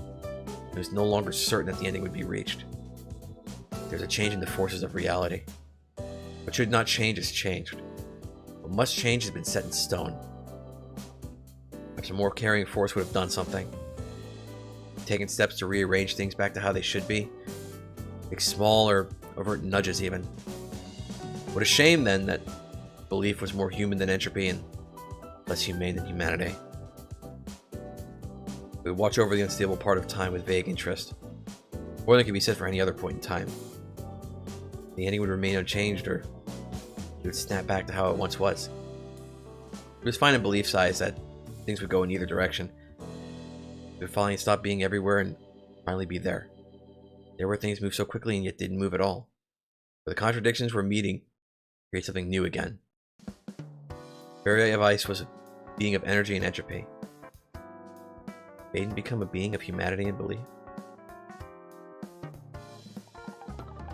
You could have had some cool memes about the Big Bang and how, you know, you could have had a cool meme about the Big Bang and how, like, during the rapid expansion and cooling, like, she was responsible for, like, literally tearing apart the four fundamental forces of the universe herself, right? Because like that was her. That would have been all her. That would have been entropy, as the super fucking hot universe in like less than a fraction of a fraction of a fraction of a second, like rapidly expanded and cooled to the point where like everything was torn apart because like the four fundamental forces, they didn't exist at that point in time in that like extremely insanely unfathomably small measurement of time.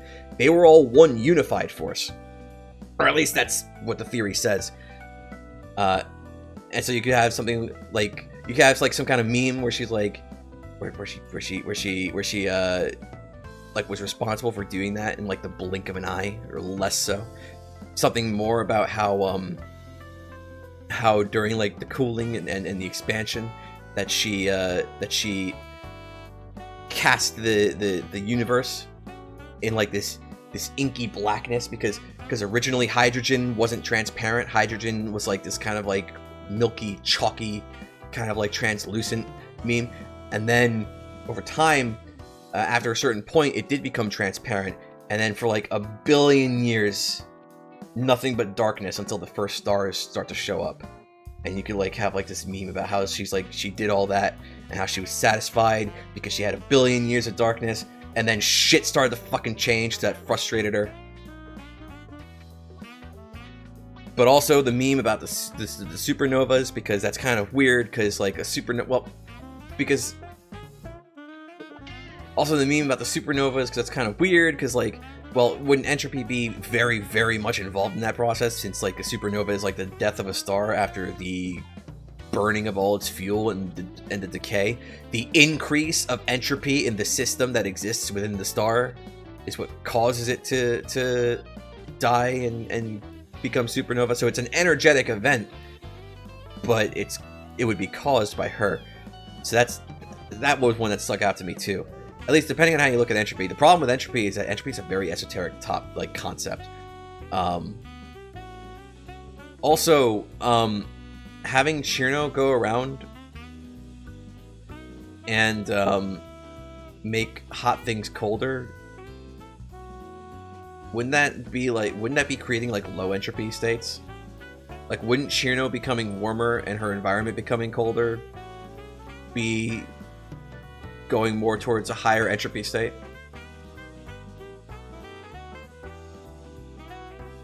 I'm nitpicking it because like entropy is like such an interesting concept, even if it's like really esoteric and hard to understand. But that stuff about the early universe, that'd be like really cool to put in there. Have her be like so fucking smug and self-satisfied with like her work. It's like for a billion years, like the universe was shrouded in darkness, and that was her. She was the one who did that. I think I wrote that somewhere here. Hang on, where is it? Oh yeah, I think I was gonna do like a thing. I was gonna like write a thing up for you about this one, but then I never did it because I realized like I couldn't. I didn't really understand entropy well enough. But here we have I'll just read it verbatim. It says maybe just me being Mimi, but I've thrown in a line or two. I might have thrown in a line or two about how even from the outside of her existence, her influence had fuck, I can't read my own shit. I might have thrown in a line or two about how even from the outside of her existence, her influence on reality, as it is and will be, were strongly felt. Something about how she, however directly or indirectly, established what it would mean to exist in the universe. Something about how she cooled and de-energized everything during the rapid expansion, tearing apart the four fundamental forces into what they currently are, and left all creation in a murky haze, all in an unfathomably short span of time, and then eventually left the universe shrouded in darkness for nearly 1 billion years. Energy is Chirno, but worse. Okay, should I show the... Do you want me to show the other memes? We have a tiny bit of time.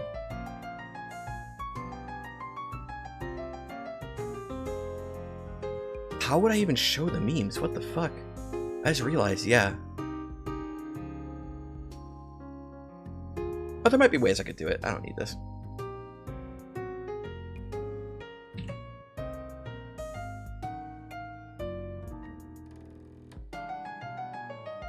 Okay. I said I'd do it, but I don't have to do it. Do you want me to show the memes that I said that I was talking about? Fragments? Where are they? Oh no. Oh wait, I know where they are.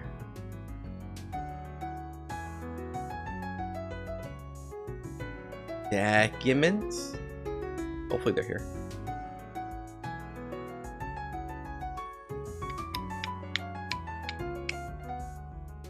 Which was the most recent one? I think it's this one? Okay.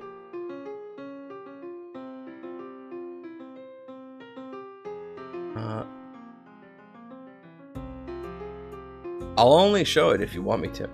Otherwise, we'll just end.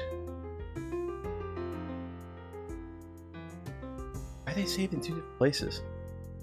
It's fucked up.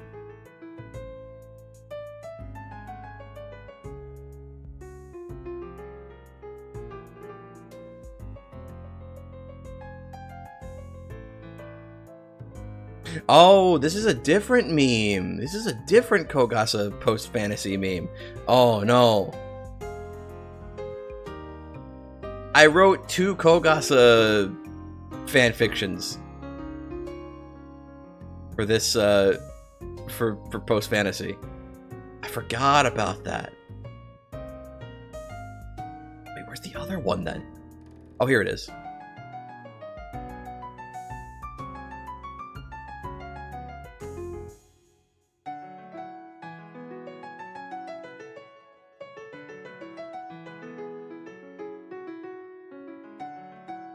Okay, Bob, I need an opinion. I need the opinion of the author. Do you tolerate this, or no?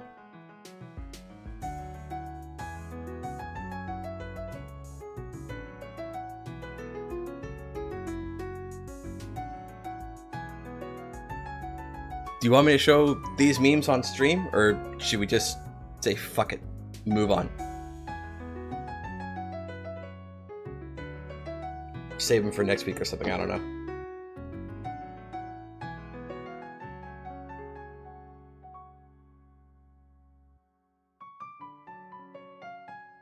You tolerate me during trails?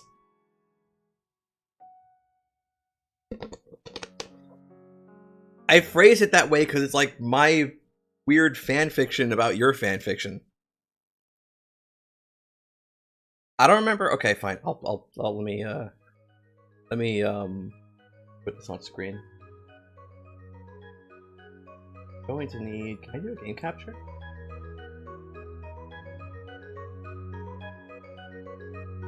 Ooh, I can.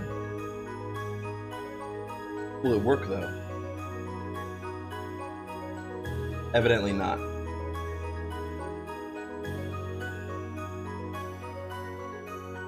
I need a window capture. I need... Yep. Okay.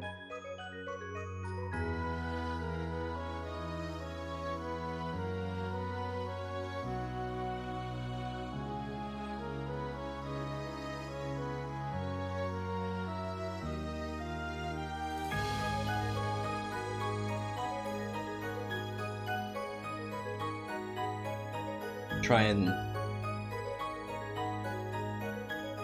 get this nice and good. My fan fiction is fun? Alright, fine if you say so. Okay. So here we have... I don't remember how when I wrote this. I think this is like really early on. But I had an idea like how would Yukari as like a fragment work? And this is before like a lot. This is like before a lot of the story was actually like written.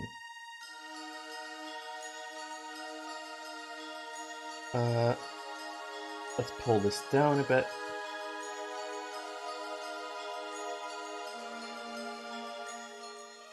Let's skip the musical spoilers that actually fucking does spiritual damage to me. Actually, not even fucking memeing. Actually not memeing. That song, not even a song.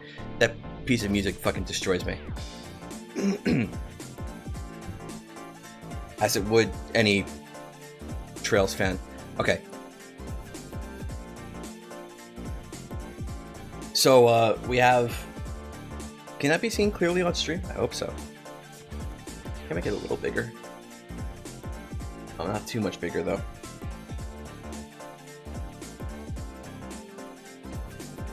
That kind of works. So, name of the fragment is it's called the Border of Phantasm. And like here we have it's called the Crisis Management Variation. This is the Touhou it's a fragment of, is Yakumo Yukari. But in parentheses we have contemporary, that's important. Remember, that's important. Because it's not the Yukari fragment. Or it's not meant to be anyway. So a minimum so we have the allotment points, and it hasn't come up in the story much. Hasn't been very important in the story at all so far. But there's allotment points. It sort of works the way orbits do in Trails. The allotment points are kind of like slots, and the amount of points you allot for a fragment determines like whether or not you can use all their good arts, basically.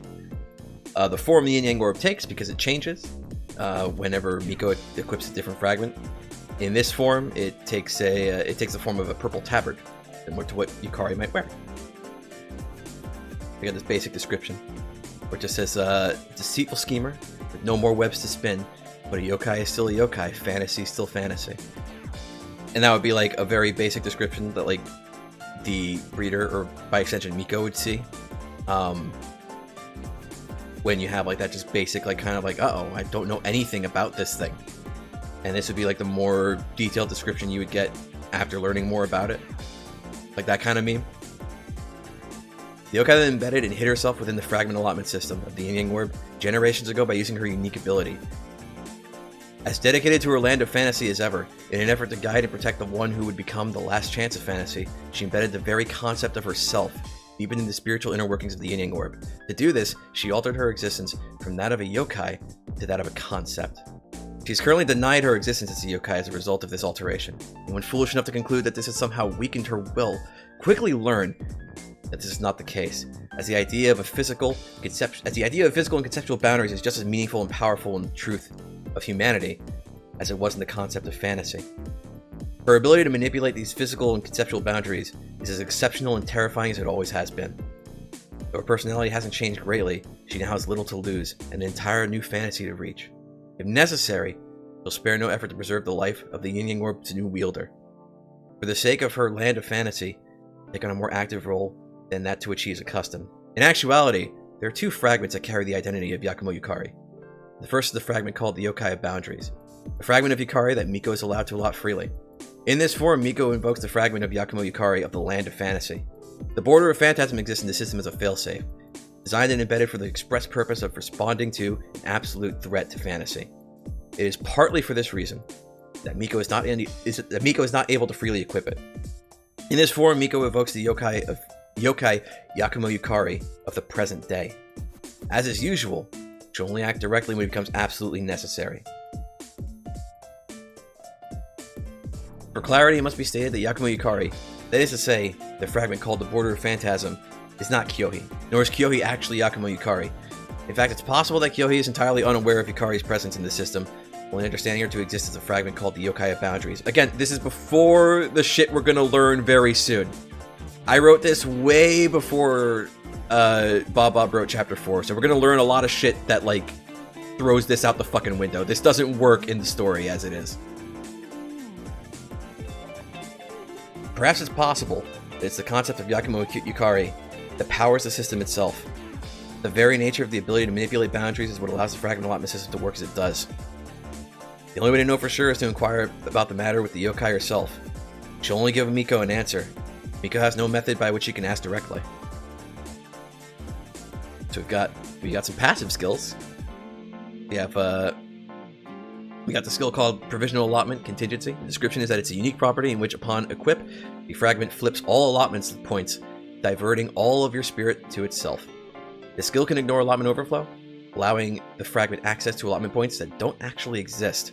an emergency skill to ensure the survival of fantasy, and its effect: Force unequips all and any and all other fragments currently equipped, and Force unlocks all allotment points by manipulating their true and false states. The undue strain to Miko's body and spirit is inversely proportional to her current spiritual development. Fewer unlocked allotment points, more strain. Due to the nature of this property, depending on the situation and the skills used, it's possible that the strain put on Miko's body and spirit can never truly be mitigated or reduced to zero. Because of this, it is best if Miko is able to unlock as many allotment points as possible before any conditions allowing this fragment to manifest are met. It's not possible for the Border of Phantasm to simply give Miko more allotment points to ease the burden. This strain is entirely dependent on her spiritual development and her spiritual potential. This effect is reversed and set back to normal upon unequip. Fragments that were previously force unequipped by Border of Phantasm will remain unequipped and can freely be re-equipped if desired. Got another passive. Boundary of Human and Yokai. Description: a skill that gives you the unsettling feeling that, despite feeling stronger and lighter, you have weaknesses that you can feel but can't quite explain. They weren't there before. The effect: the fragment blurs the line between human and yokai, temporarily making Miko's body into something more like a yokai. Miko's physical abilities are boosted, she becomes stronger and faster, and her body has become more durable. This comes with the caveat that yokai, despite their high physical resistance, are spiritual beings. As a result, Miko also gains increased vulnerability to spiritual and emotional attacks. Because of the inherent incompatibility of humans and yokai, the effect is not perfect. Any damage or injury done to Miko's physical body that isn't properly mitigated will remain for her to deal with upon unequip, though she will appear to be unaffected while the skill is in effect. One more passive skill. Yokai Astronomer. Description: it has a prerequisite. The skill Boundary of Weapon and Wielder has to be active in order for this passive to activate. Numbers and calculations are your domain. Fully utilize knowledge and intellect and wisdom of the yokai sage who map the stars. Which is a nod to Touhou Kurendo, where Yukari made her own constellations. The effect: greatly amplifies the speed and accuracy of the user's use of the skill Manipulation of Boundaries. Gain effective understanding of conceptual boundaries, allowing use of the skill Manipulation of Boundaries on a conceptual level. This is what I complain about with the Dreaming Ghost fragment. How is this relevant? How does this touch on that? So now we have active skills. Manipulation of Boundaries. It has a maximum added cost of 5. Its description: you see reality for what it is. Objects, ideas, beings, meanings, and concepts, all with clear boundaries. You also see how these boundaries can be moved, adjusted, altered, and most importantly, you see where you stand in this relationship of things and their boundaries. It's there, right in the middle, dancing within the space of the boundary itself, in the in-between. The most terrifying ability you could ever have the misfortune of possessing. I'll go breaking your universe now. The effect allows Miko to manipulate borders. It appears to manifest mostly in the form of gaps, small holes in the fabric of reality connecting 2 points in space. The effective range of the gaps, that is, how close to Miko objects must be for gaps to access them, is limited. The size of the objects that can pass through the gaps is also limited. If more allotment points are allocated to this skill, the effective range and gap size will increase in kind. When enough allotment points are allocated, the gap becomes large enough to allow Miko and indeed others through the gaps as well. In this case, Miko can choose whether anyone can pass through a gap, or if only she alone can pass through. It's so fucking good, you want to use it as a template for... Yikes. The skill's application is also limited, as Miko only seems to be able to manipulate physical borders using the gaps. This seems to never change, regardless of how many points are allotted to the skill. Normally, with the physical, spiritual, and mental capacities of a human, the application of the skill, as well as its range, will always be limited. Therefore, when Yokai of Boundaries is equipped, Miko can only use the skill to manipulate physical boundaries. Okay, I think there's like some artifacts here because of the file type. Under the effects of the skill Yokai Astronomer, and in the employ of the Border of Phantasm, this skill begins to more closely resemble its original self. We have another active. Maximum added cost of 3. Boundary of Weapon and Wielder. Fragment writing, you find yourself weakened, so you might... Oh no. Okay, the description of this one. Is it you who uses the Yin Orb to reestablish fantasy, or does fantasy use you to defend itself? The Border of Phantasm will always auto-deploy this skill at its maximum allotment cost. The effect It allows the fragment to alter the boundary between itself and Miko. This gives the fragment access to new skills, and allows its ability to bypass the hurdle of the inherent incompatibility of human and yokai. Put simply, the border of phantasm assumes direct control. The yokai will have no difficulty using its own ability, after all. Miko remains awake and aware of the situation, though the feeling is less than pleasant, as she must be enveloped by the very concept of the border of phantasm whilst the skill is active.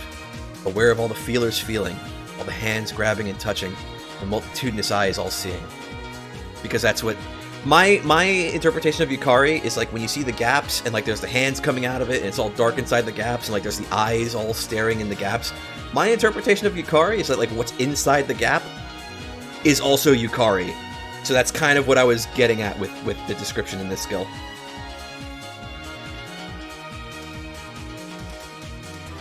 Like you got like you have the body that's like her, representative of her, and then like what's inside the gap is like what she is. Kind of like Kogasa, like you have the girl and that's her, and that's representative of her, but the umbrella is what she is. Like it's sort of in that way.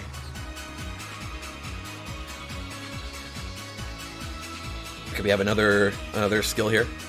Boundary of life and death. Maximum added cost 7. The description. We have a prerequisite. Yokai astronomer has to be in effect in order for it to be used. Shooting, cutting, stabbing, hitting, killing. It's all useless against me. That's actually a Yukari quote from IAMP, I believe, from Immaterial and Missing Power, if I remember right. The effect. As an extra protective measure, the border of phantasm will temporarily remove the concept of Miko from life, whilst hiding it from death. It's a reactive countermeasure against fatal blows and attacks, but it's only effective while the skill is active. An overkill disaster mitigation method that's guaranteed to put severe spiritual strain on Miko. As an added bonus, this skill greatly amplifies the level of discomfort caused by the side effect of the skill Boundary of Weapon and Wielder, should it be active, as Miko's concept gets hidden within the concept of the border of phantasm itself. Okay. We got, oh fuck. We got even more skills. Holy shit. Added maximum added cost 6. Description. Prerequisite. It has a prerequisite. Skill Yokai Astronomer must be in effect. A recollection of an old favorite. The ultimate physical and conceptual expression of the fragment's ability. The manipulation of boundaries. That is as undeniable as it is powerful. The effect is that it astronomically amplifies the effects of the skill manipulation of boundaries. When the barrier of the inherent incompatibility between a yokai and a human is removed or bypassed, the ability manipulation of boundaries can be used to its fullest potential. It's a physical and conceptual return to form for the border of phantasm. The show of power of this skill is capable of, as well as its name, is a reflection of the desire, or perhaps the need, of the border of phantasm to be feared as a yokai. All the effects of the border of phantasm skills are temporary, and will immediately be reverted upon the fragment being unequipped. So, we haven't gotten too deep into the story, in the actual story itself, but there are conditionals for whether or not a fragment can be equipped or unequipped. The way it's laid out is great. It's a great way of implementing upsides and downsides of creative. It's not a simple path. I remember saying that to you like really early on with post fantasy, but like, I think it kind of like just didn't. I don't remember what you thought of that. It's like, because I don't think it's good to have the fragments like just only grant Miko powers. I think they have to have a downside too. Like a downside to like the Rumi fragment could be like that she becomes like photosensitive. Or like if she had like a Romelia or like Flan fragment, it could be like the same way, like she becomes like very photosensitive. Yeah, stuff like that. Equip conditionals. We have the hidden auto-equip condition, which is to be in the presence or crosshairs of an absolute threat to fantasy. As Miko is the last chance of fantasy, an imminent and absolute threat to her life constitutes a threat to fantasy. If the threat is not absolute enough to irrevocably end the concept of fantasy, another fragment may be auto-equipped instead. This fragment cannot be manually equipped. Any and all attempts to do so will just result in equipping the yokai boundaries instead, and only if it's been awakened. So only if she's actually like unlocked it.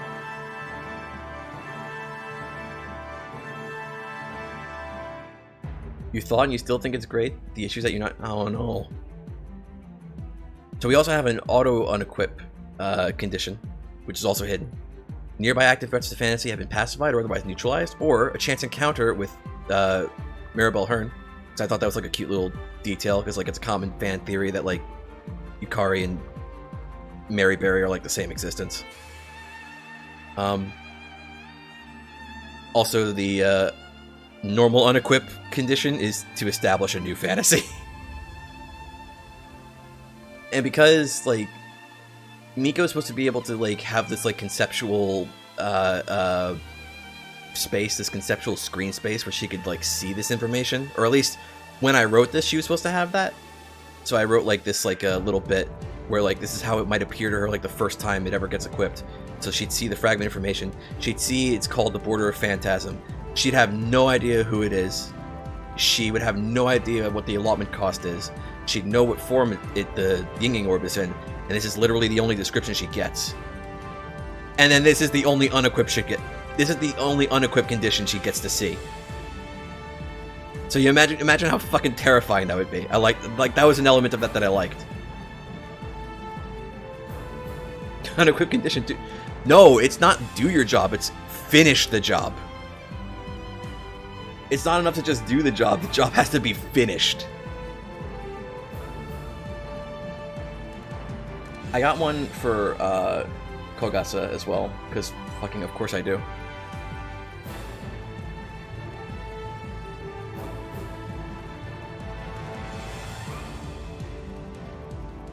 Okay, so this was so this is a bit more of a reasonable kind of fragment, where it's like it's one that Mika's like actually meant to use. Let me zoom in a little bit more. There we go. Oh, that's a little too far. Uh-oh. I messed up? Okay, we're good. So, this is a Kogasa fragment. Name of Chiri Forgotten Umbrella. Fragment of Tatara Kogasa. Minimum allotment cost is 2. And the form the Yinging Orb takes is a small purple umbrella. And in parentheses, it's fit for a child, meaning it's like a very small umbrella. The basic initial description we get, a cheerful one whose vengeance led to a journey of self-discovery. And then the more detailed description as Miko learns more about her, about the fragment. Karakasa Obake, who took out her grief on humanity by surprising them every chance she got. For a time, a long time, her simplistic strategy worked. But as time and humanity marched on, it started to beget diminishing returns. When she realized this, she decided to seek out a new purpose as a Tsukumogami, as a yokai, as herself. She sought a way to be useful. Over a long life, her grudge evolved from a desire to frighten and terrify humans, the simple desire to again be a tool humans would cherish and rely upon. But she never gave up. She always tried new ways to prove her worth, to surprise humans. Now you have inherited the strength of her will. Is the stream okay? It should be. We haven't dropped any frames over the network. And everything looks okay on the phone. Hopefully everything sounds okay. OBS isn't reporting any drop frames to me. Or not any that would be like of concern. Not any that aren't like negligible. It's possible it might be on your end, maybe. I hope it's okay.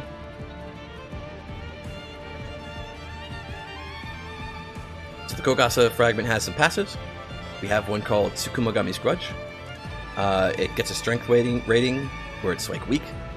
Skill description: sorrow, rage, hatred, anger, grief, and spite. Curse of the ones cast away. Fragment description: abandoned and blown away by the wind, the Forgotten Umbrella seeks revenge by surprising humans. However, when this strategy began to fail, she sought out a new purpose. The effect is that it increases the potency of the fragment's active skills. And let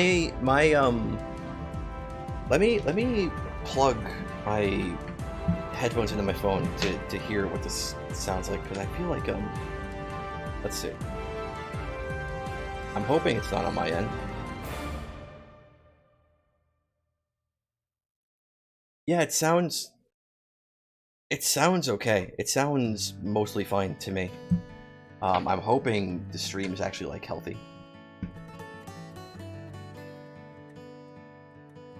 My idea with Tsukumogami's Grudge is that because there's more than one character who's like a Tsukumogami, and like that could possibly be like a fragment, depending on how strong the grudge of that character is as a Tsukumogami, would determine its rating. So like say like a character like Medicine would have like a very strong rating for this particular skill, for this particular passive.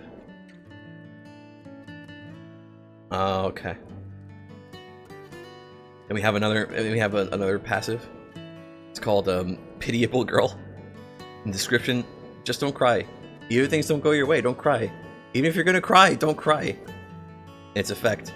In exchange for slightly increased physical durability, Miko's emotional sensitivity is greatly increased. This reduces her resistance to emotional attacks, especially against her insecurities or anything else that might make her cry. But it also alters others' perception of Miko.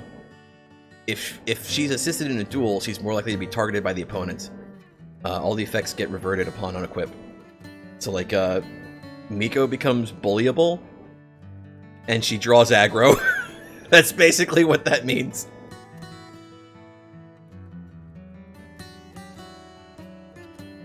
It got bad enough to disconnect you from Google Docs? Okay, so that does sound like it might be on your end. Hopefully, your internet isn't completely dying forever.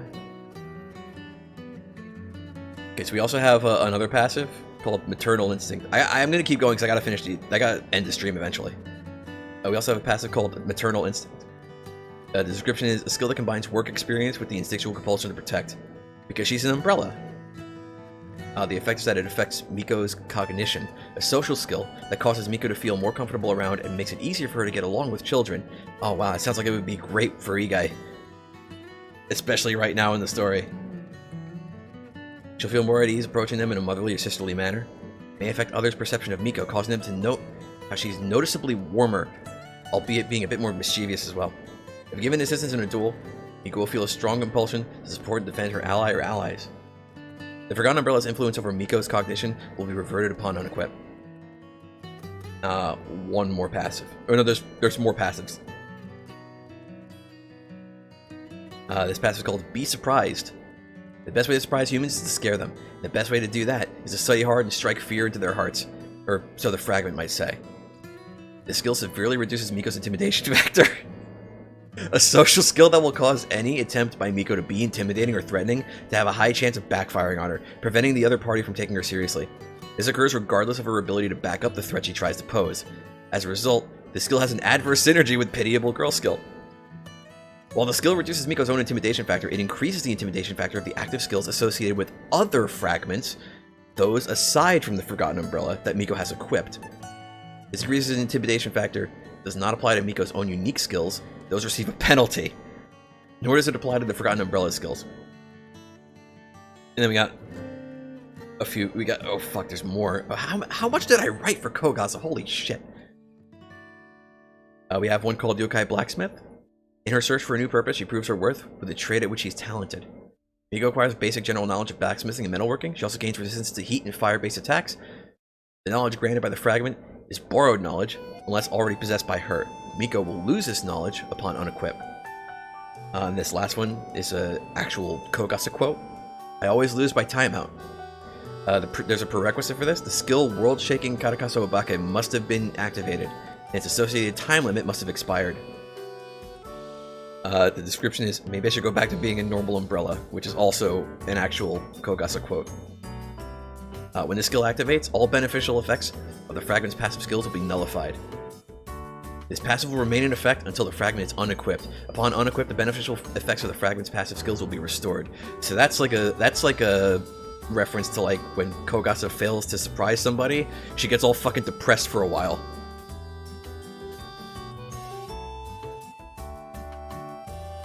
Here's a list of the skills that it affects. Pretty much all of them. Tsukumakami's Grudge gets completely nullified. Pitiable Girl.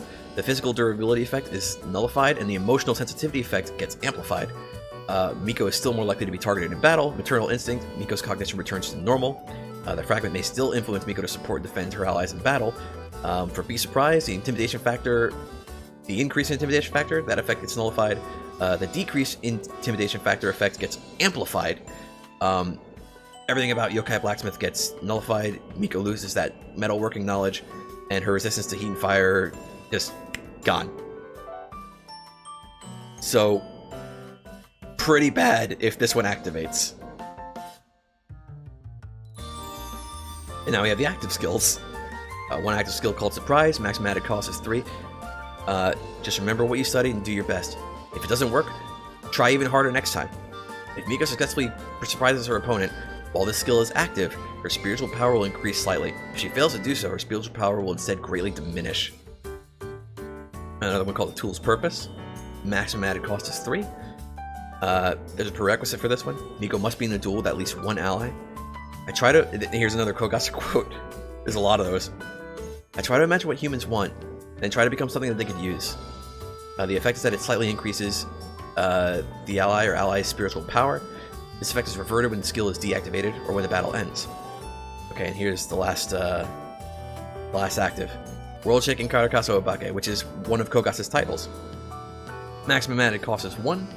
The prerequisite, current spiritual power must be less than 50% of its maximum value. Meaning Miko's gotta be like kind of on the ropes. Until you got nothing left, give it all you got. Give them the shock of their lives. The effect is temporarily increase Miko's power and strength, and the potency of her other equipped skills. All beneficial effects of Forgotten Umbrella's passive skills will be permanently sacrificed in exchange. The increase in Miko's power is inversely proportional to her remaining spiritual power. Meaning, the weaker she is, the stronger the effects. The effect of the skill is temporary. Its use has a time limit. This skill will activate the passive skill, I always lose by timeout. Then we have the equip conditionals.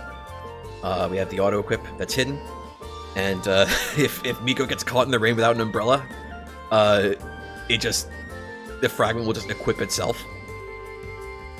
Auto unequip, the hidden one. Through willful negligence or inaction, Miko has to fail to support someone in serious need. That'll cause the fragment to unequip itself. If a regular unequip, successfully surprise someone. And if you're in battle, unequip will occur after the battle is concluded. In the story, the way it works now is like Miko has to meet an unequip condition and then she can unequip whenever she wants. This was written when I thought that wasn't the case.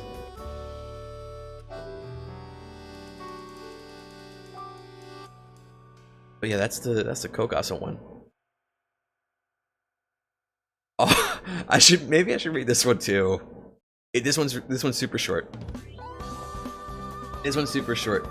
This is one I don't remember what made me write this, but I wrote this too. Okay, all right. This is the last piece of fanfic I have for Post Fantasy, because this is like I only wrote like 3 things. This is the last one, and it's super duper short. Hang on.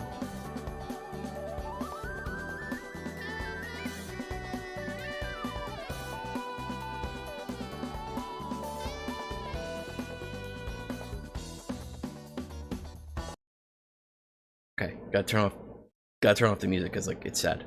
It's a little sad. Okay. It's a little piece I wrote. It's like from the perspective of like somebody who might have like known her. I love my umbrella, so cheerful and bright. She's always up to give someone a fright. Love my umbrella, sweet-hearted and shy. If she has a bad day, she's likely to cry. I love my umbrella, so bubbly and cute. She's great for a laugh and will give you a hoot. Love my umbrella, who tries her absolute best. She's always up to put her skills to the test. Loved my umbrella, who knew what to say. She took all my bad feelings and threw them away. I love my umbrella, who I cannot fear. No one will tell me why she's no longer here. I miss my umbrella, her laugh and her cry. Would someone please tell me why she had to die? There we go, okay. I think I know what made me write this. I think it was the sweet poison side story that made me write this part. That made me write this thing.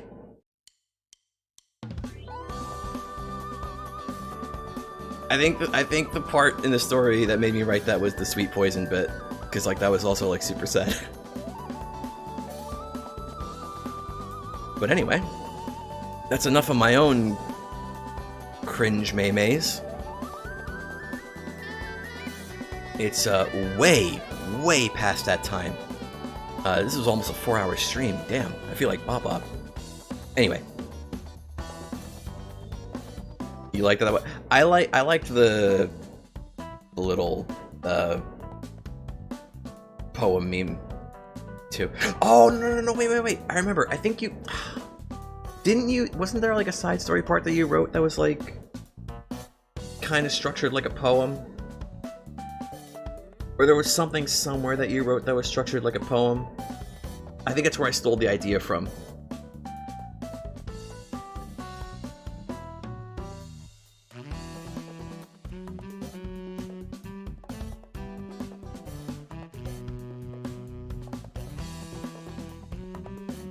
10 little fantasies, you think? Okay. Yeah, but the Yukari, the Border of Phantasm fragment was fun to write.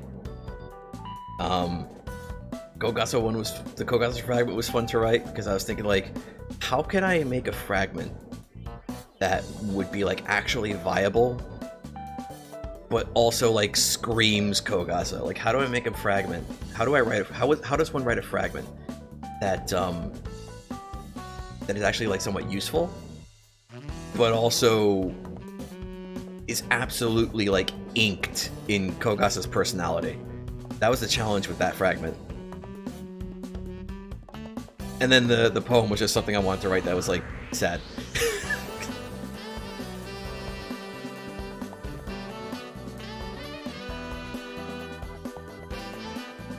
Because it's even sadder to think, like, you know, I think in this setting, Kogasu probably would have been like one of the first ones to go when the border started failing.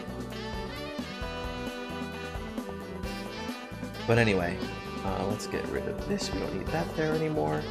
I don't need my co-streamers here anymore. Or I'll leave them here. I'll leave them there because you know we're not done with the stream just yet. Anyway, that's gonna be it for now. Thanks everybody for watching, for stopping by, for chatting. See you all next time, next week, when we'll probably... Okay, I don't know if we're gonna be completing Chapter 4, actually. We might get close. Wish she wasn't gone. I mean, she was kind of in Medi's house, sort of. Anyway, oh, I see what you posted in Discord. I'm gonna look at that after I finish the stream, after I stop the stream. Anyway, tomorrow, I believe tomorrow, Bob streams Trails of the Sky second chapter on in the morning, and then later in the evening I'll be streaming Trails from Zero. So that'll be some good memes. That'll be some good memes.